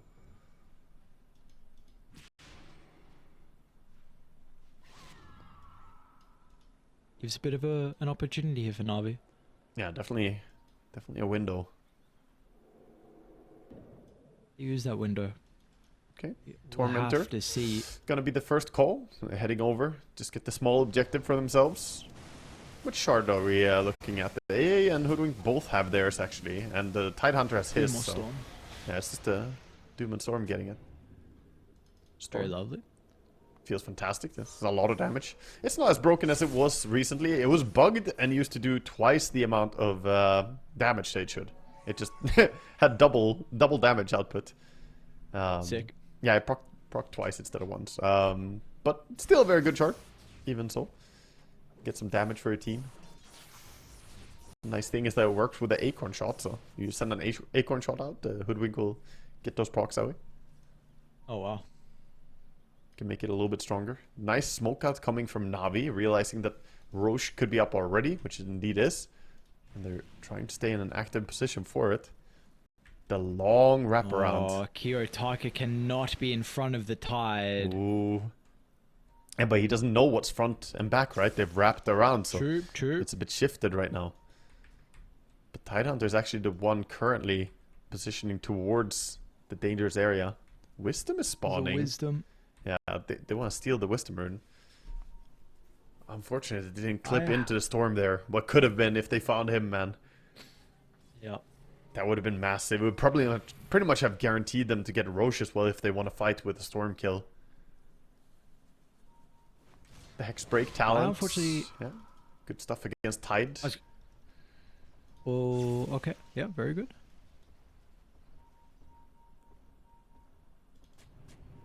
It allows them to possibly jump the Tide and not worry about him dispelling it. So if you burst him quickly during the Hex, he doesn't have a Kraken Shell. What the hell? He's still throwing people? This is looking spooky. Yeah, they're coming in. They're nearby. See if they can get that stun onto Kiyotaka. With the buyback previously, Tide revealing. it's very scary. This fight looks hard, even with the 12,000 net worth lead. It's always in the back of your mind. Kiyotaka, his positioning has to be perfect. We've got to look at the supports and can he get the jump first? He will be able to do so. Onto Tide. Is the nuke going to be up before the Ravage? He will be able to use it and makes it up to the hiker, but the Ravage, it's a defensive one. Kiyotaka's going to be able to snipe out the Jakiro. Instant cancel the shackles as well. Kiyotaka's BKB will look to turn to deal with the support. He's still got a little bit of mana to get the kill and get the zip away.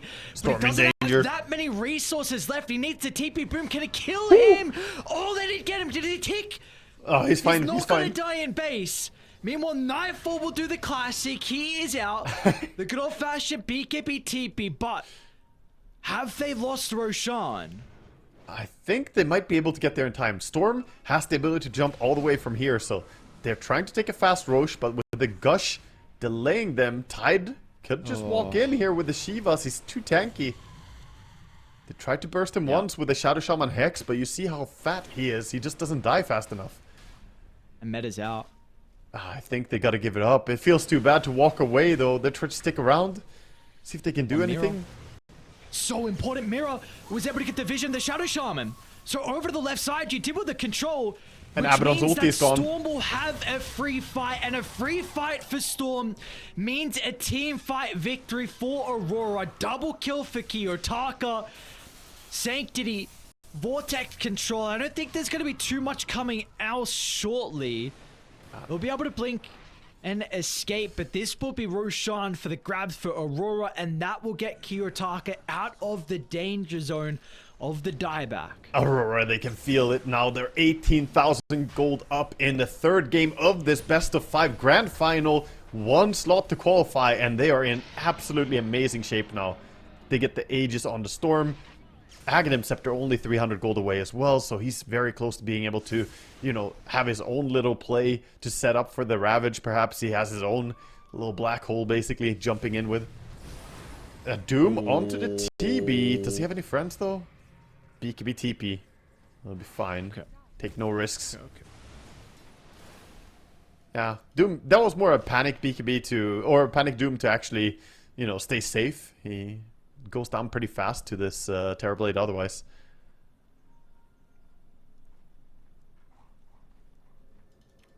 But a reset is happening. There's an Arcane Rune as well waiting for the Storm. Man, already up this much, and Gabe gives you a little present. It's not a bad present. It's not. I'd take that for my birthday. An Wind Arcane Waker, Rune. dude. What? This is item on AA Wind Waker is crazy. Yeah. A Wind Waker against the Rasta, right? To counter. You want to keep Storm away from being disabled. And I think it's a good call, man. And if they try to ever catch the AA, you know, as Glimmer, Wind Waker, and Blink, like, you're not killing him.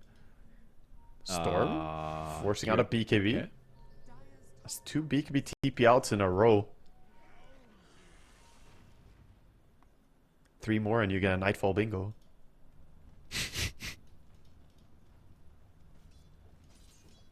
Down to bottom lane, Rasta and TB. They do have the damage to burst, but Doom cautiously doesn't stick around. Just grabbed a little snack and left again. Again with the Arcane Rune, Storm looking for something. They know Queen doesn't have BKB. If she shows on the mid wave, they know she's in her base, but wouldn't put it past them to try and burst her with a Hoodwink and AA support.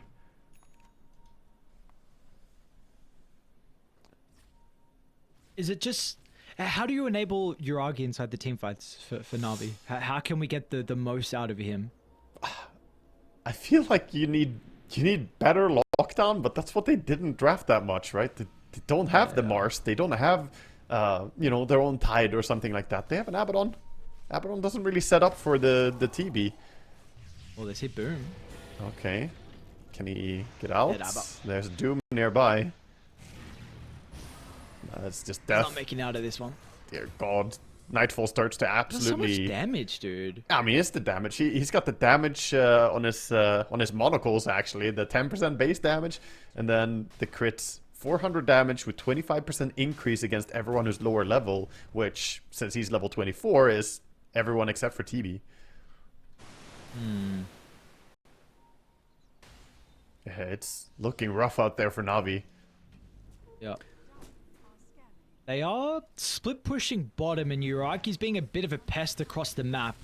Okay. For it to really count, though, he might have to pop out. I mean, the Illusions are doing a lot of work with him nearby in the Demon's Eel. Yeah, they really are. Gonna TP back. See them, though. And he sees the one target he cares about, the Rasta. Easy. Trying to catch. The... Ulti clipped him too. Oh, they got him! Dude, holy crap, man. This Doom carry is actually... It's very... I'm super impressed with the Doom carry. Nightfall plays it insanely well. It's not easy to do what this guy is doing on Doom. He makes it look so broken. I've seen people try this as well, where they just look underwhelming as all hell. But yeah, credit to Nightfall. He knows this hero inside out as a carry. Definitely have played a few games professionally on it now. This is why they banned it first phase ban in the previous game, but they let it slip through and it cost them. More importantly, though, I think it's the Storm issue. This was the last pick Storm that just basically said, yeah, you have Rasta, but that's all you have. If Rasta ever shows, then the fight is just over. What is that range, man? I still cannot get over Hoodwinks. It's crazy. What is he? He's got the magnifying monocle as well, so, you know, that's yeah. the bonus. Bonus range onto it. With the scurry. So I guess the big question is, like, how do Aurora go high ground? You got Aegis for 15 seconds, not long at all. Yeah, I think they're always looking for pickoffs, right? That's the thing. Where's the Wind Waker? There it is. Nice Ravage. Onto multiple, setting up for the Ice Blast. Can they get the Sunder? They don't. He doesn't have a buyback. No buyback on Uragi. It's 4 heroes now Aegis is that out. need to mount a miraculous defense. Otherwise, Aurora, they're going to qualify over to DreamLeague Kiyotaka with the BKB. There's a big beacon onto Ari's back. They're going to be able to get him out of the base. Will not make it inside. Beautiful bushwhack from Mira. Where are the buybacks, dude? They just don't have them.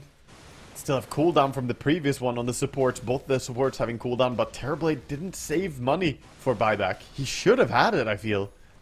Got greedy with a buyout. Oh, Greedy's going to cost him in the end. Yeah, he upgraded to Silver Edge. That's what he spent his gold on earlier. Probably regretting that decision right now, kicking himself. And this looks like we've got it, man. Aurora in absolutely dominant fashion. Like, that's really surprising considering in the upper bracket it was Navi who got the better of them. But here in a 3-0. Respawns are coming up though. Queen, can she mount the defense with her 2 sports? She has a Hex. There's just no way into 5 though. Oh, no way, no way. You need your TB. They don't have any damage to threaten them. They're going in. They're going for the kill. Oh my lord. Jesus. Congratulations, Aurora. They will represent Eastern Europe from the only slot coming through from this region. Of course, you have 3 other teams already waiting. Paravision, Spirit, BetBoom, and now Aurora as well. What fine fashion to be able to do it. 3-0 from them.